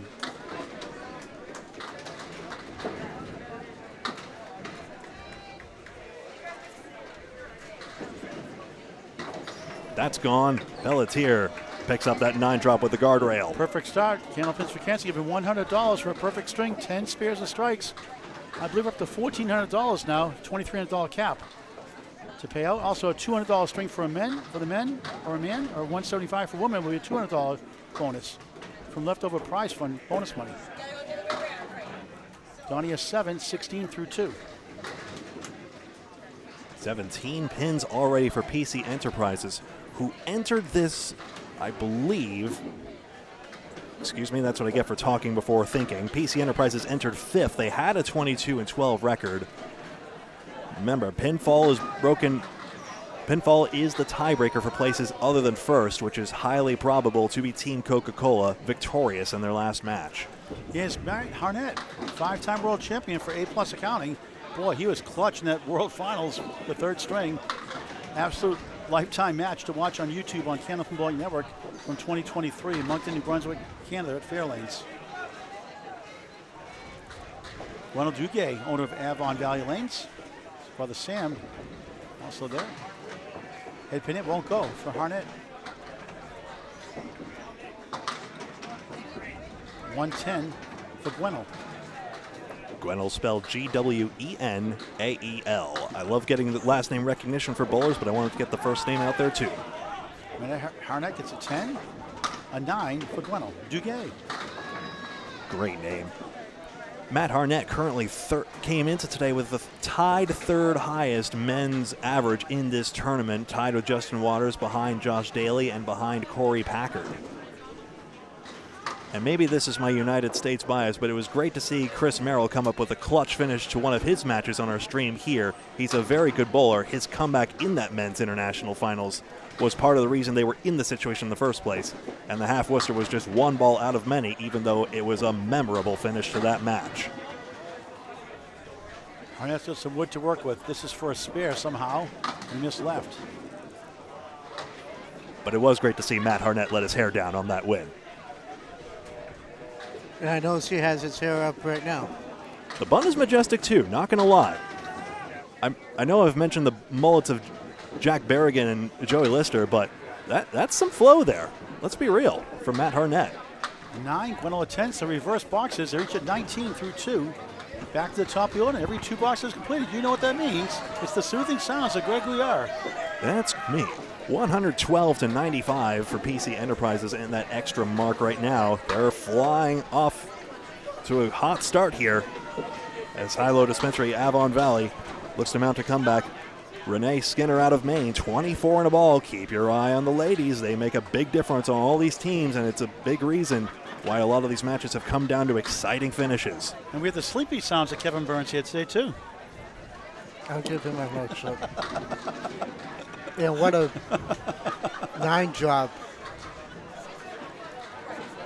Trask has the nickname Muffin. I have no idea what that means. That's his CompuScore code name. You can only fit 5 letters up there. Matt McPhee on the left. They probably call him the Muffin Man.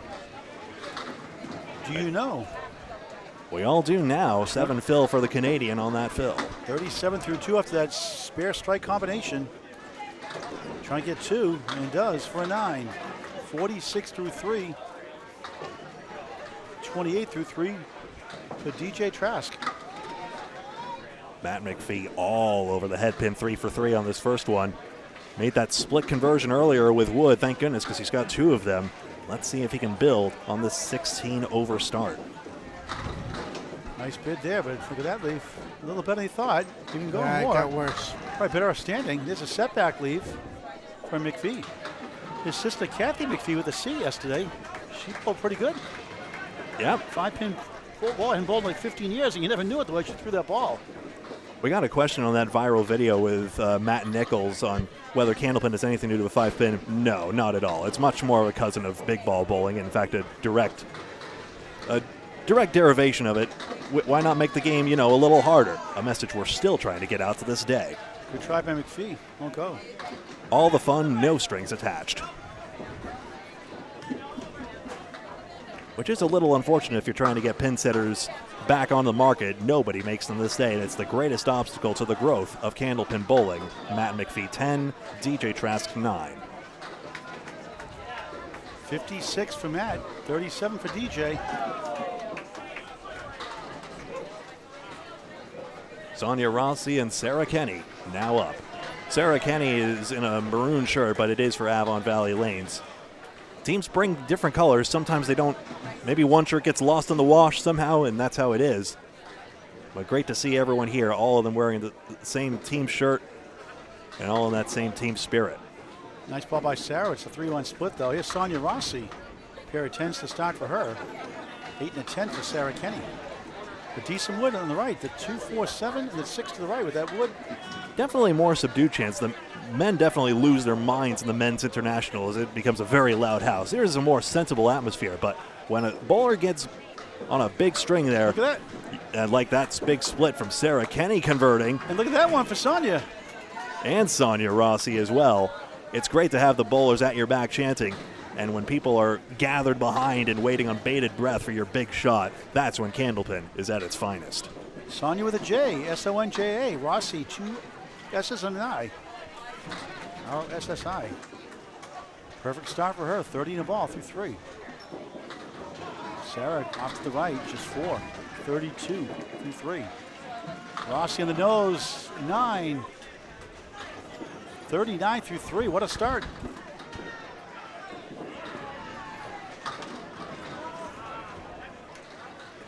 Waiting on a ball return, perhaps.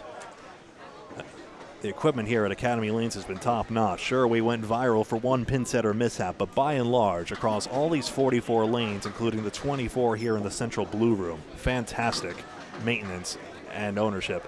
Academy Lanes, Haverhill, Massachusetts. Sonia, another spare. Sharpshooter. 49 in the ball through 4. It's like people die sometimes. They'll do everything right. They'll do one thing wrong, and they'll remember for this one thing they did wrong. out of the 5 trillion things you did right. But the one thing you did wrong. you Paul, remember this is for. the internet. We need to be outraged. Get angry. I want to be mad at someone. He said lemon drop during my match. Ruined my life. And now I lost a whole $1 and now I can't make rent. The optional donation bankrupted me. Because I had to punch on either the 4 or the 6. Sarah Kenny at spare 4, 32 through 3, a 7, 39 through 4. Middle bowlers. Mario Johnson on the left. Renee, another one. 7 in the fill, 31 through 2. Mario, 1 of the 6. Hardly middling. Renee Skinner should have had 3 marks in a row.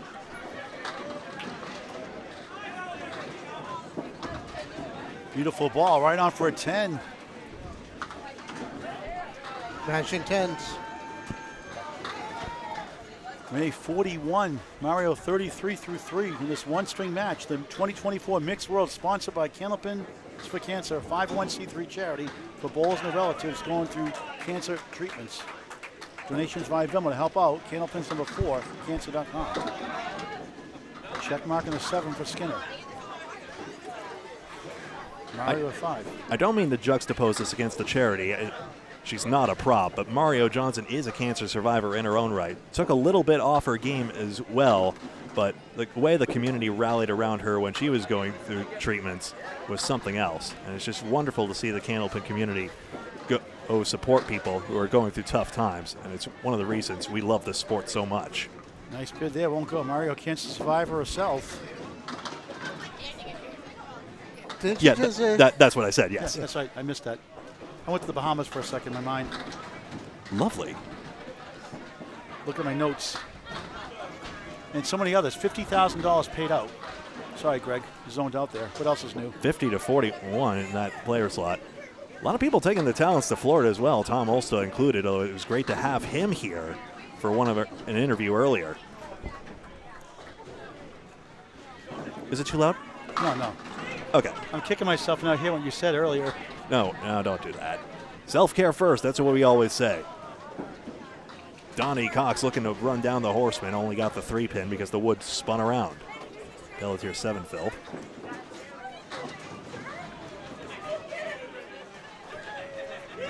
Now there's wood sweep and wood in front of the 2-pin for Pelletier. Can he use it? Will it go back? It's wobbling and dropping. Pelletier back to back. Pelletier, one of the more understated parts of team successes like Lucky Strike Lanes and the Men's International and Team Exeter Lanes it is now, formerly Woburn Bulladrome of the Friday Night Pro League. The son of Norm Pelletier and Kim now Baker.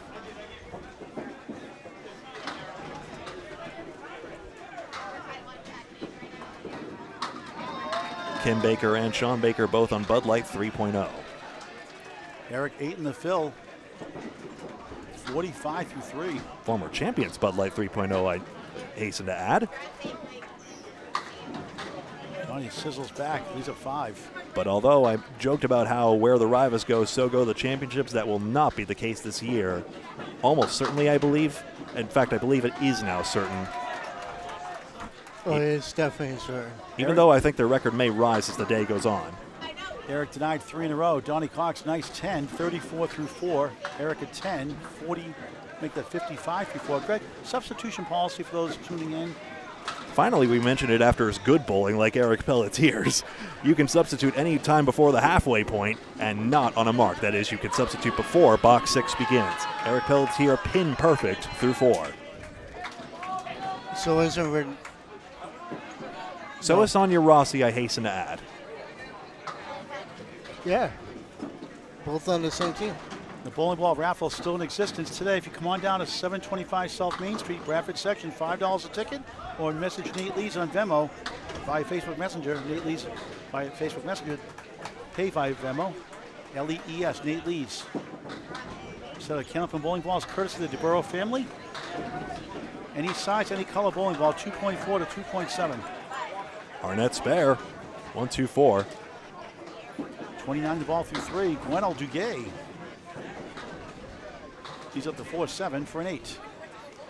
Hilo Dispensary is the official team name, but I'm going also Avon Valley Lanes because that's on the back of the shirt. PC Enterprises, I will not afford the same privilege, even though I personally like the name.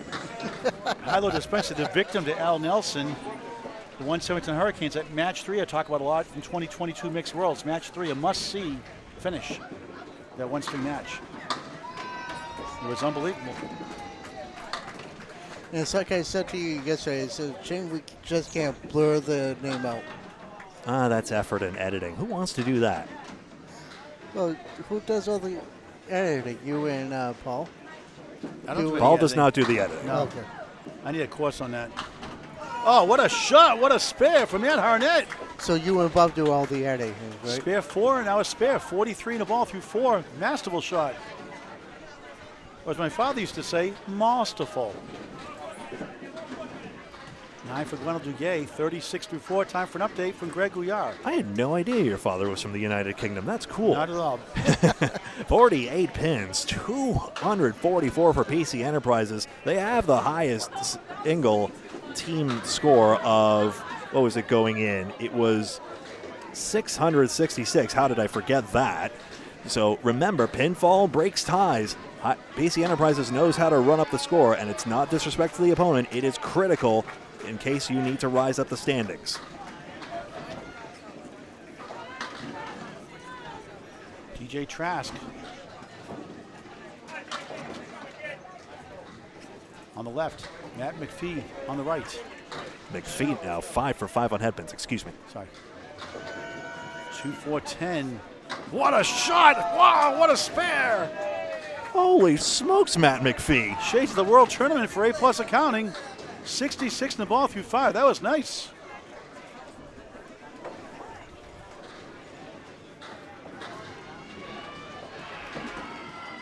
Field goal for Nate for Trask. 45 through 5. Got to consider all members of a team just like you consider all the men and women in this tournament. Sure, we had some memes out of that, like the prevailing storylines like Matt Harnett with that clutch shot and the legend of Sean Dion substituting in that third string. That was an incredible performance. But you got to fire on all cylinders to survive, and Matt McPhee, a big part of that success. Left hand just 3 that time. 69 half. Not too bad. 1-3-6-9 for Trask.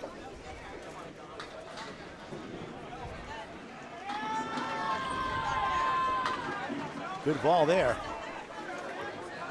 He cracked open that 6-pack like Harnett did. Unfortunately, the corner pin stands. Check his ID. I think he's at age. I when you go to these places, I don't drink, but you go to these places, you see an 80-year-old going there. Can I see your ID, please? What do you think, I'm wearing makeup?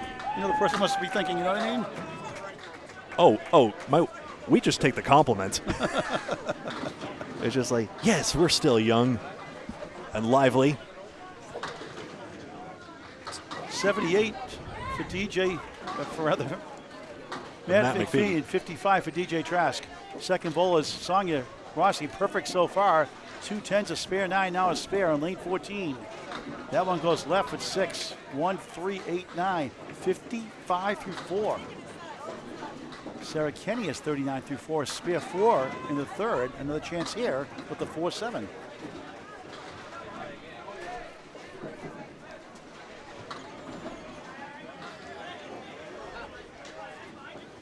Remember, Rossi has all the pins knocked down to this point. Did you get this one? Oh, right over the Whoa, eight. whoa, wait. Nope. Sailing away. But again, Come sail away. A stick song. You got to make sure your head pin hits are good. Rossi getting 3 for 4 on that head pin hit. Sarah gets hers to go for a second spare. 49 in the ball through 5. Song is still perfect. 10. 65 through 5. And that's what allows you to get makeable leaves on the third balls and get your 10s and keep your team pinning well. Only 7 left standing for PC Enterprises in 13 markless frames. Speaking of marks, remember to watch the Canadian smudges, the yellow marks on your screen, and the American smudges around the player totals in unorthodox fashion, but gives you the sense of it. Another good ball by Rossi. Sonia has the check mark. Sarah Kenny on the spare. That looks good. 7, 6 right, 4, 7 left. Not going to be easy. 56 half. Ladies are killing it here this week overall. As the women go, so go the teams so often. And Amanda Carroll, the highest women's average on Team Coca-Cola, top of the table. Sonia will it go. The queen gets nudged, but holds up. Oh, you were hit. If there's a king pin, there's got to be a queen pin. It's a giggle out of that one. Nice shot there for Kenny. Sarah with an H, trying to get to 66 through 6. And Sonia remains perfect through 6 completed boxes, 75 through 6. Wants a $100 bonus from Candlepins for Cancer. Sarah Kenny a 9, 65 through 6 on Candlepin Bowling Network. Let's pause for 19.75 seconds for station identification. A full quarter second extra. I just squandered it. This is Candlepin Bowling Network on Facebook and YouTube. And you're interrupting and my time is running down. I defer my time back to you. On Facebook and YouTube, my name is Greg Gouillart, getting words in edgewise, alongside Paul Grant on the call and Kevin Burns. Another stream in progress on YouTube, Candlepin Bowling Network.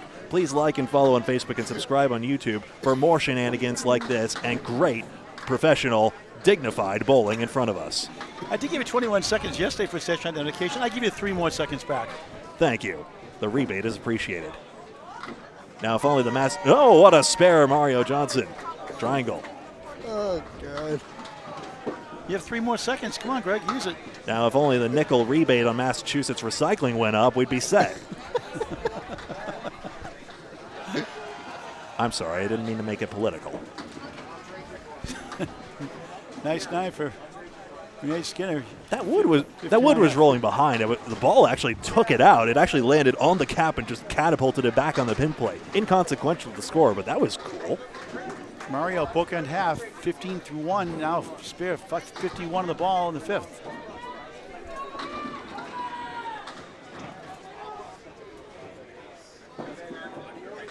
Off to the right, she gets 7. Not bad. 1, 2, 4, 58 half.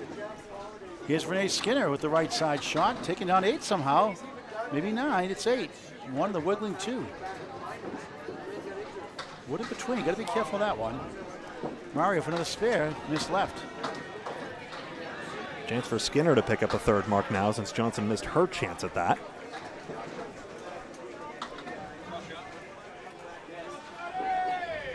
Middle bowlers hardly middling at all. Oh, just missed by a smidge. Yeah, just a board on that. Mario, nice pinning, 10, 68 through 6. Nice 10, that's a Paul Grant special. Missed the 2nd, make the 3rd. Is there ever a good time for that, Kevin? No. 69 through 6. The only time it's good is when you already won the match and it's to get a couple of boxes in hand. But Kevin, you wouldn't know anything about that, so, you know. What? Hey, what if that extra pin makes your team a few extra grand? Yep, it could happen. That's right. Besides, a lot of matches are won by 10 boxes anyway. Yeah, but not Paul Grant specials. They could. Because you missed the 2nd shot and missed the 3rd, you could lose. So it could help you out, actually. You don't give up. If I had to make another pay $1 to Candlepins for Cancer shot, it would be missing a single pin twice, which, you know, still gets you a 9 box. So there should be a stigma against that. Don't give him any ideas. No mercy, no mercy. Oh, what a strike! Also, it would motivate me to give more, I'll tell you that much. That's Strike. vintage Johnny Cox. 44 plus 2 through 5 after his tough start. Eric off to a good start. 55 through 4, 3-1 split, trying to carry it over. Just missed inside. The fact that there's so much overlap between the past, present, and future greats all under one roof is one of the reasons I love the mixed world so much.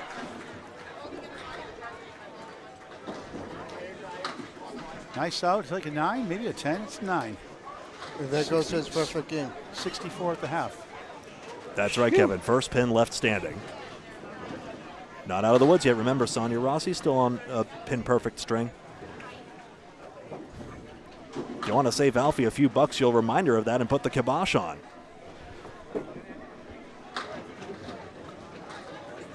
Third match of the day, 3 after this, to wrap up this 3-day 24-team, 23-match tournament.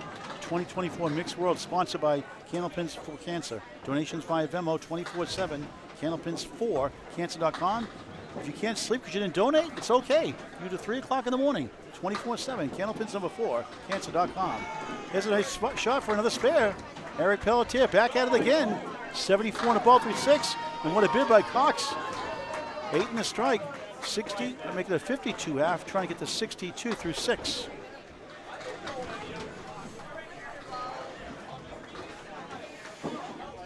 They'll get nothing there in the channel. 60 half at the minimum. So nice bounce back after a 34 through 4 start. Anchors away. Matt Harnett on another mark. Back to back, a spare 4 and a spare. 43 in the ball. Wendell Duguay looking for his first mark, 36 through 4. Remember, Matt Harnett had a slow start to his last stream that was featured here, but once he started finding the head pin, his ball is explosive. We'll see if that happens here on his second spare in a row. Shades that third string in the World Tournament, Moncton, New Brunswick, Canada, Fairlanes, 2023. 9 drop in the fill, 52 through 4. A lemon drop, $1. Candlepins for cancer. And there the finger will remain until it is noticed by the otherwise concentrated bowler. Alas, he still has 2 boxes to go, so Paul's hand is increasingly losing Will oxygen. Damon just got a giggle out of that one, acknowledged it. Look at that. Oh, Dropped. Harnett gets deflected on the wood. When it's frozen against the edge of the plate, it's just unlikely to go. Wendell's dealing with a 6-pack on lane 13. Harnett, 9. 61 half. Duguay, nice out. He'll take an 8. After the lemon drop, 44 through 5. Maybe I'll revise that missing the single twice. Harnett did hit that piece of wood and just got blocked. Let's say you have a single up and you throw 2 foul shots. And a foul shot is literally any shot that doesn't hit fair wood by rule. There we go. So with that confusing list of provisos and conditions, terms, whatever, now we have that set. Harnett crossing over, takes down 7, make it 8. 9 to 10, angle wood. Could be a problem, but better than no wood. Wendell at Greek Church. Today's Sunday, Paul. Sunday. It is? Yeah. Church day. But there is no higher bowling power if a good head pin hit like that gets rewarded with that. Harnett, no. He has good wood for it. Well, I didn't say it was a benevolent higher power, in fairness. Well, try to get that down, but got the right side, but the left would not. Matt right on for a 10, 71 through 6. The front of the shirts say Shea Duguay. That's in the channel. That's an 8 for Wendell Duguay. Tough start, 52 through 6 on Candlepin Bowling Network. Top of the order. Back to Greg Gouillart for the update. 65 pins, so PC Enterprise is playing for score here. And look at this, Eric Pelletier 14 and a ball ahead. He likely will take the lead on his team as they try to push their way through and up the standings. I'm going to check in actually on something, and I'll be right back on this. We go to the top of the order.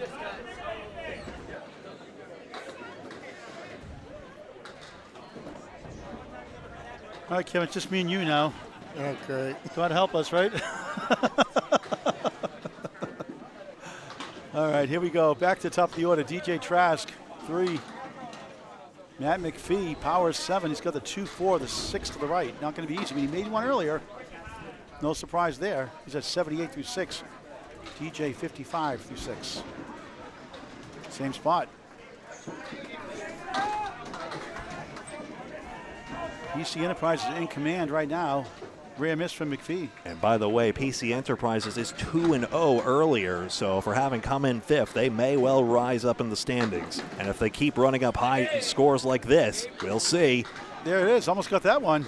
Ooh, ringing 6. Both the 9, 87, 64.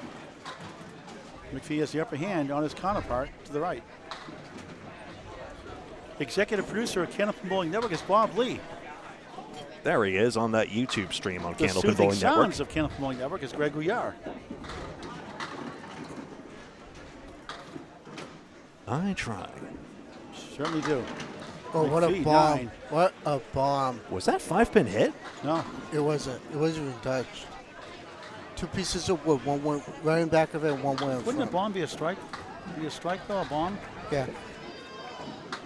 But it would have been a bomb if the 5 went. Ba ba ba ba ba rat. Now he gets to go a spare. And a chance to go into the 120s already.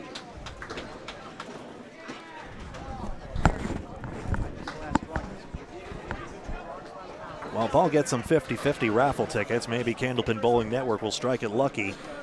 DJ Trask posts a 10 on the board and is 74 through 8.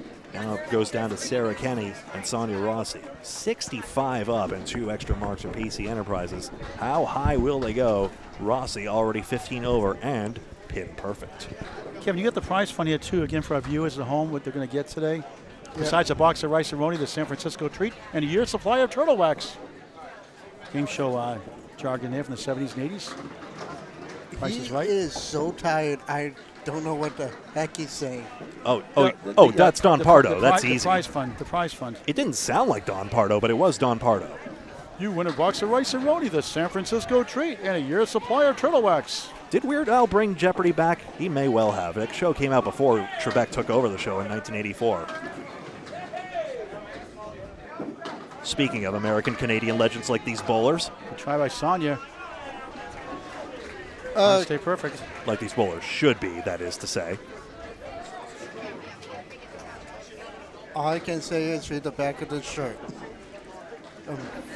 Reading the comment. Sonia stays perfect again. Another 10.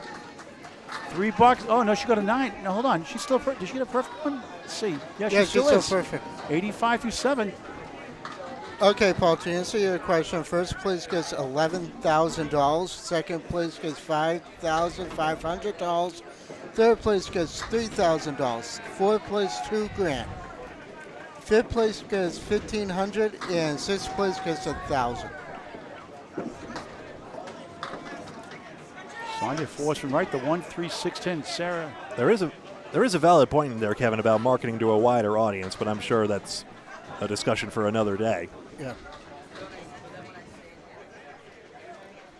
Right now, just wonderful to have everyone under one roof, and this big virtual roof as well. Kenny close. Got rid of the 4-8 on that one. Rossi, Sonia, another spare. Gets that. 97 to the ball through 8. 2 boxes from a perfect string and $100 courtesy of Candlepins for Cancer. 95 for the ball. American money's worth more than is Canadian money. That's right. Will Damon says American money's worth more than Canadian money. Will's putting $1 in. Thank you, Will. Out of Stars and Strikes, South Paris, Maine. Sarah Kenny, 81 through 8. Correct. That's corrected. That score I had wrong. Thank you. Commanding lead, 69-pin lead for PC Enterprises, 3 hits to none. The hits keep on coming.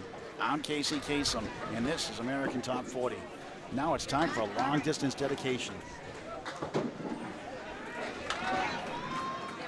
Mario Johnson, 5. 5 also. Renee Skinner. Middle match of today. Good bid, 8 and the 9. Johnson trying to get it all. Good bid. She has the 2 and the 7.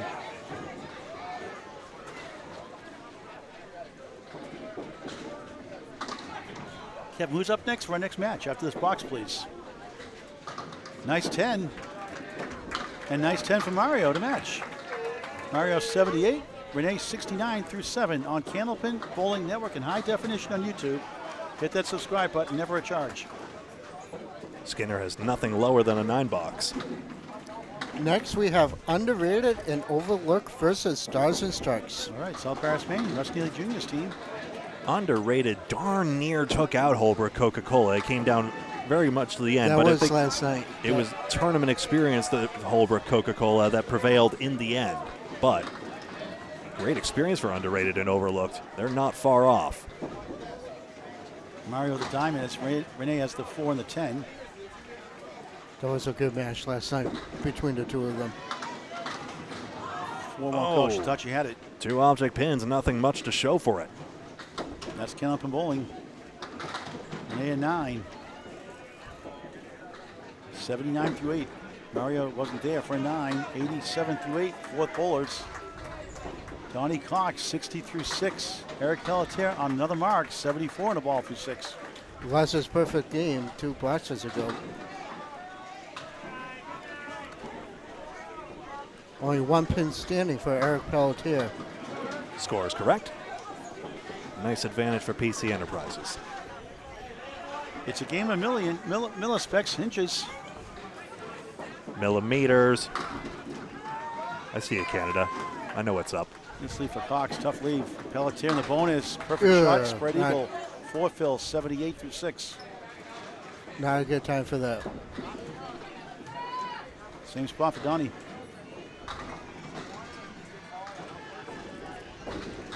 Pelletier chops out the 4. And it's perfect. Streak is already over, but tough lead chance for a 10 rather. Meanwhile, Cox gets an 8, just 68 through 7. At strike 8, salvages string in the 5th box. Eric a rare 6 after a spare 4, negating that fill. That's Paul Grant bowling. 20-2 with the mark. But still, though, the pinning of 7. But still, though, the PC Enterprises pinning overall, but for that, has been very good. That jumps them up to 15 pins standing through 23 markless frames. So it was 11 standing through 22. Still very, very good. And the professional grade bowling that you need to rank high, which PC Enterprises is. Beautiful ball there, 9. 4 pin left up. Pelletier, only 4. Oh, he's frustrated with himself. Phooey. Well, it's the Friday Night Pro League team now. Exeter, formerly Woburn. Formerly Woburn and formerly Lucky Strikes. Cox a spare.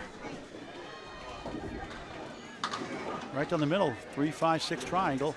Again, words don't offend us, but they do offend advertisers. Sorry, folks. Johnny 78 in the ball through 8. And Eric after a 6, now an 8. And I don't mean that in a greedy way, just that little bit helps us go out and do all these projects. It's 92 through 8. Still largely a labor of love, and it's our absolute pleasure to bring it to you. Gwenel Duguay and Matt Harnett now up. Kathy McPhee watching on as well. We're going to talk to Kathy McPhee, Matt McPhee's sister. Kathy, how you doing? I'm good. I was very impressed. You haven't bowled Candlepin in 15 years, and you picked it up like you're a pro yesterday. I have to say I'm a little actually very disappointed in how I played, but you threw a great ball. I'll take the compliment. No, you threw a great ball. Now you live in Manitoba. Yes. You bowl a 5-pin tournament. Explain to the viewers who don't know what 5-pin is. So 5-pin is a Canadian game where the balls are the same as duck pin balls. We share the bowling ball, but the pins themselves are slightly bigger than a duck pin ball pin, and there's a rubber band around it and a string attached. There's 5 of them. That's right. Have you ever rolled a perfect 450? What's that? Have you ever rolled a perfect 450? 410. Ooh, very good. Unfortunately, no perfect game for me, no. Perfect games are about a few dozen a year across the entire playing nation, if I recall correctly. I have witnessed quite a few, actually, but I've not thrown one. And then I pitched it in the 9th frame, so I didn't actually make... Sorry, I say frame because that's what we say in 5-pin. So. Frame is actually in the official Candlepin rulebook, even though box, it might even be more of an American term, so it's totally fine either way. Yeah, it's very different. It's the adjustment here in Candlepin, if I'm marking score, we have to mark every ball in 5-pin, whereas in this, it's just at the end.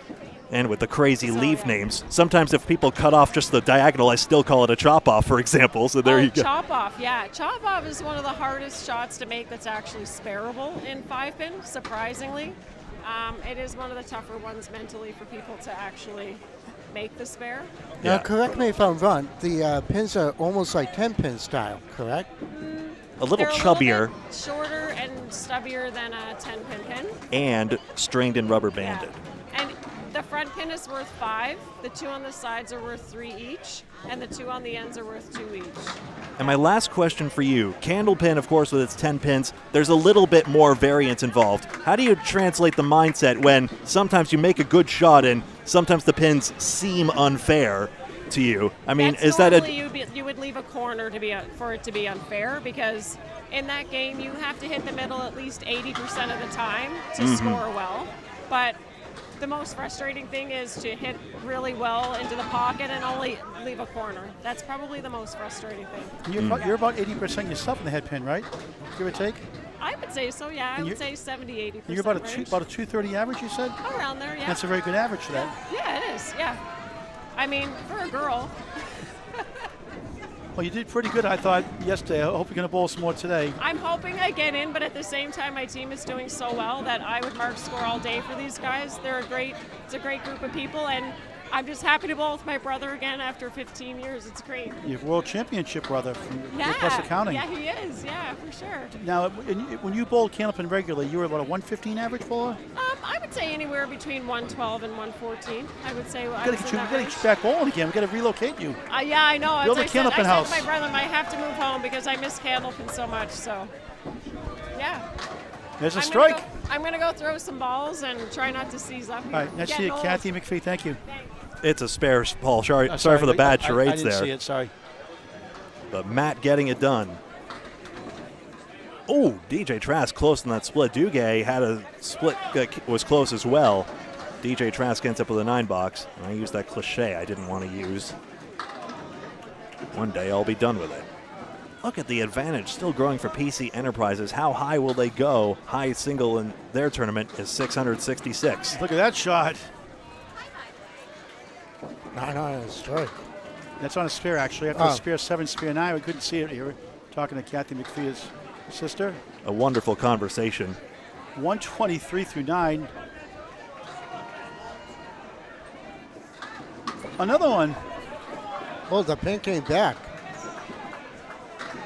Well, Gouillart put $1 in. He didn't know that Will Damon put $1 in for him. So next $1 for Candlepins for Cancer. It all helps.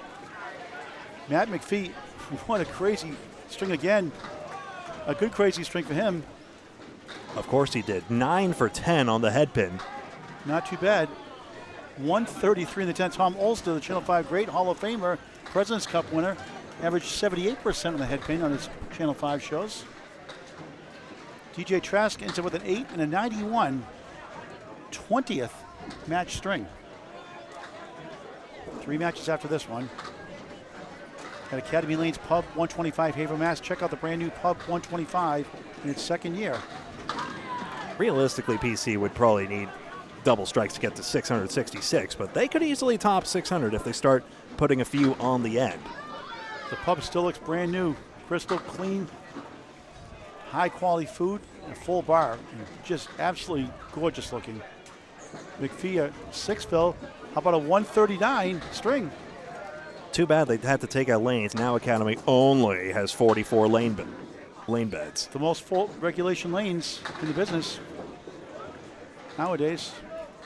In one roof, I think Lita Lanes does have a claim, but some of them are in the so-called lighthouse as well, a great cosmic bowling atmosphere. Yeah, we asked about that. It's shorter lanes, though. That's why it's not considered official. I see. For the party lanes. 60 feet is standard. Yep. That's what I was told. I could be wrong, but that's right. I was told, but we'll double check that sometime. Sonia Rossi trying to stay perfect. The queen pin stands the 5. A little bit of hobble.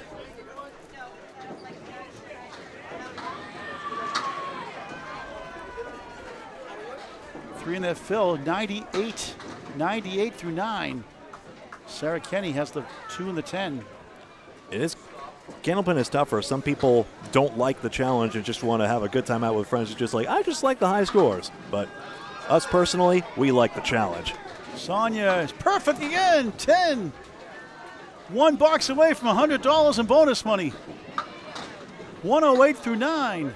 We've seen it come down. There was a 9-box the last time we hyped up a perfect string. Can Sonia Rossi get it done? Would she be the first woman to do it this weekend? I believe so. She might be the first and only woman to do it. At this late stage, 20th match of 23. Put away the strike. He has 2 chances on the 1-3-10. Wood behind. Sarah Kenny, 89 through 9. This may not go as one. Rossi really will want to get on the front 2 for this. I love initiatives that make the pinning that much more significant. It already is, but it's tough to see. Sometimes in the usual play, the pinning blends together. Here, you really see the importance of a 10-box come to the forefront. Sarah, 5 up, 5 down. Kevin. Now you guys can see on camera, but Paul is literally reaching for the bonus money. I put it down. I want to jinx her. I put it down. I touched the envelope. I put it down. Surratt's turned around, though. He knows. For a spare. No, and she's got to get both. Oh, no. Oh, boy. Oh, boy. Pacey's looking at us for our reaction, too. Everyone knows. I shouldn't touch the envelope. Sorry, Sonia. Like you don't touch the Stanley Cup. For $100. No. Tough break. 116. Listen. She gets a mock boo cheer from her fans, sarcastically in a fun way, of course. How about a 116 performance? Sarah gets a 998. 20th match string for Sarah Kenny. 3 spares and just 2 pins left standing for Sonia I will have Rossi. to confess my early grab of the envelope to Sonia Rossi. Kind of like that one time the Florida Panthers grabbed the Eastern Conference trophy. I mean, that was the season before last, but has that jinxed them forever? Edmonton sure hopes so. Sorry, Greg. Thanks for watching this great game of Candlepin Bowling. It's an unbelievable sport for all ages. Get the word out. Fall leagues are forming. Greg Gouillart will wrap it up. Please, and please stay tuned as well. We will have another match on the stream in just a moment. Actually, let me think this through. 8 hours? Ooh, this is close. I may get greedy and try to keep it on this broadcast. We're running against an 8-hour limit, but this is 3.5 hours. Kevin. If I were you, I would shut it down and do a new restream just to be safe. Okay. It is a good halfway point because we do have 3 matches. Yeah. Okay. So, directorial mucking about aside, this is I believe that's third ball, 8 box for Johnson, and we think that over. Renee Skinner still pinning well, 9 box. Now this is a good match. I mean, it's a blowout, essentially, but we will disconnect this broadcast after this, but immediately start a new one on Facebook and YouTube as soon as possible in time for the start of the 4th match. And I believe I will be taking a break on this one, and Duncan McDougall will be joining here. Now, I did notice Paul took off there. I hope he'll be coming back as well. We'll have to consider that. But one way or another, some of us characters here will be back here commentating the greatest in bowling. well, regardless, I'll be around anyway, so. Excellent. Skinner head pin, tips 2 pin as well. 4 pin goes 2. Thank you. A little extra action off the head pin. Johnson wants to pile it on, yes. Again, every box important as PC Enterprises trying to rise up in the standings. The win not in doubt, but pinfall very much a question. They will be 3-0 on the day. And we will get an update on the standings as soon as possible, perhaps as I go to take a meal break at Pub 125 here at Academy Lanes. Maybe I'll get a shot of the standings as we go by for you fine folks out there on Candlepin Bowling Network. And also post it to Candlepin chat because I haven't heard from Nico yet. It's a long weekend, and we really appreciate all the time Nico's already put into making our broadcasts great. He saved us a few times and, again, come up with a viral video. Again, mind-blowing. Now that's a good place to leave that, the back row. 700,000 views. There was one time, so excuse me, Renee Skinner got the spare on that one. Spare 6, 113. Great string for Renee Skinner. Let's get that properly recognized. 3 spares, 4 pins left standing, and spares in the 1st and the 2nd, and finished well with a spare in the 10th. Pelletier with a 7 drop. That pin is considered down. The one that's leading on the. It's the one time we'll round down. No dispute about that pin, unlike the somersaulting pin. Now that one is going to be. That one, I think the ICBA really needs to look at that because I can see the somersaulting pin. Yeah, I can see why a lot of people were questioning it when it did go viral, thanks to Nico.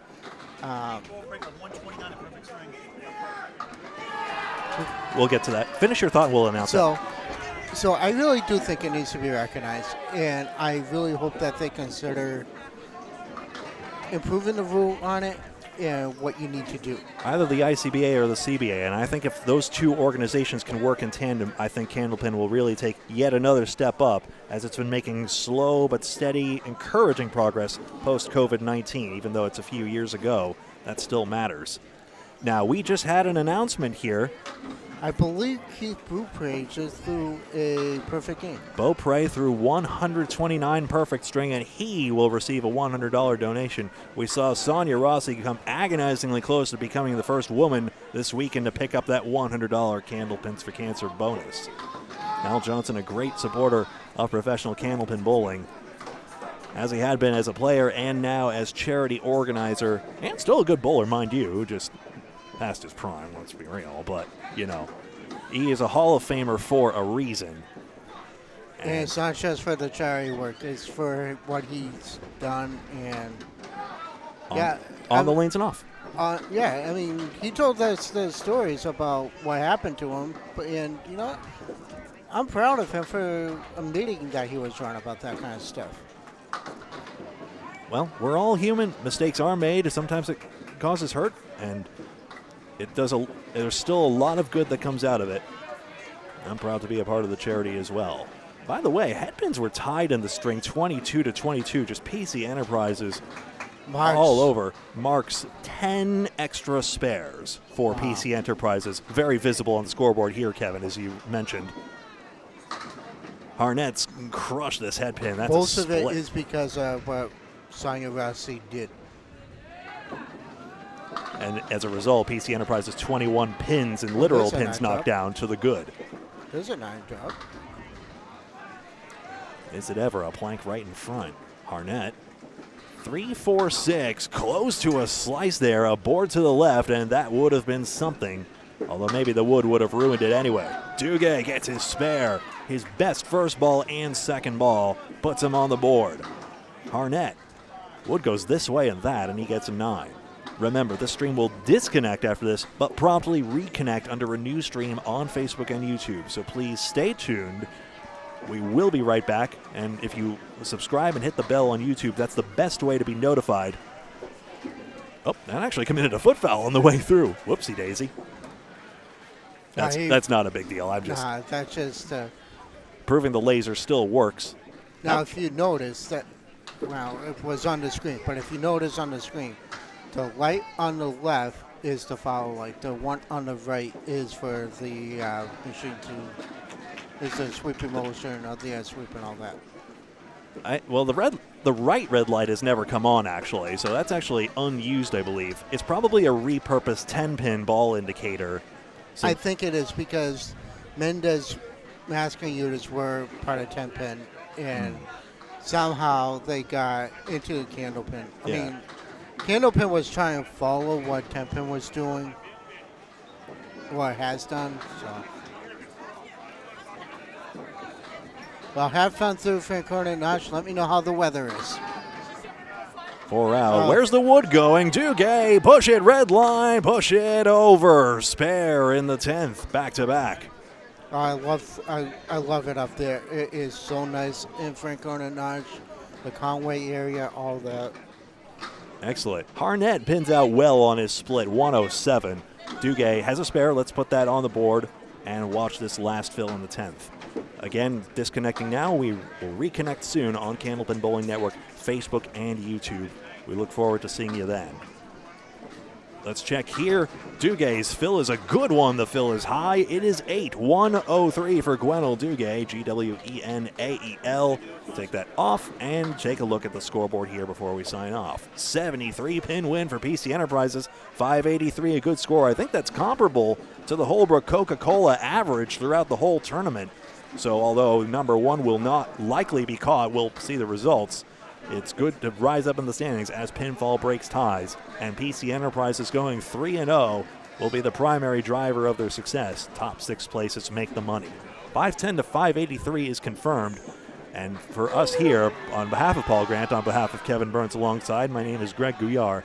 See you shortly on she is shortly on Candlepin Bowling Network. We'll be right back with a new stream momentarily. Stand by for 5 seconds.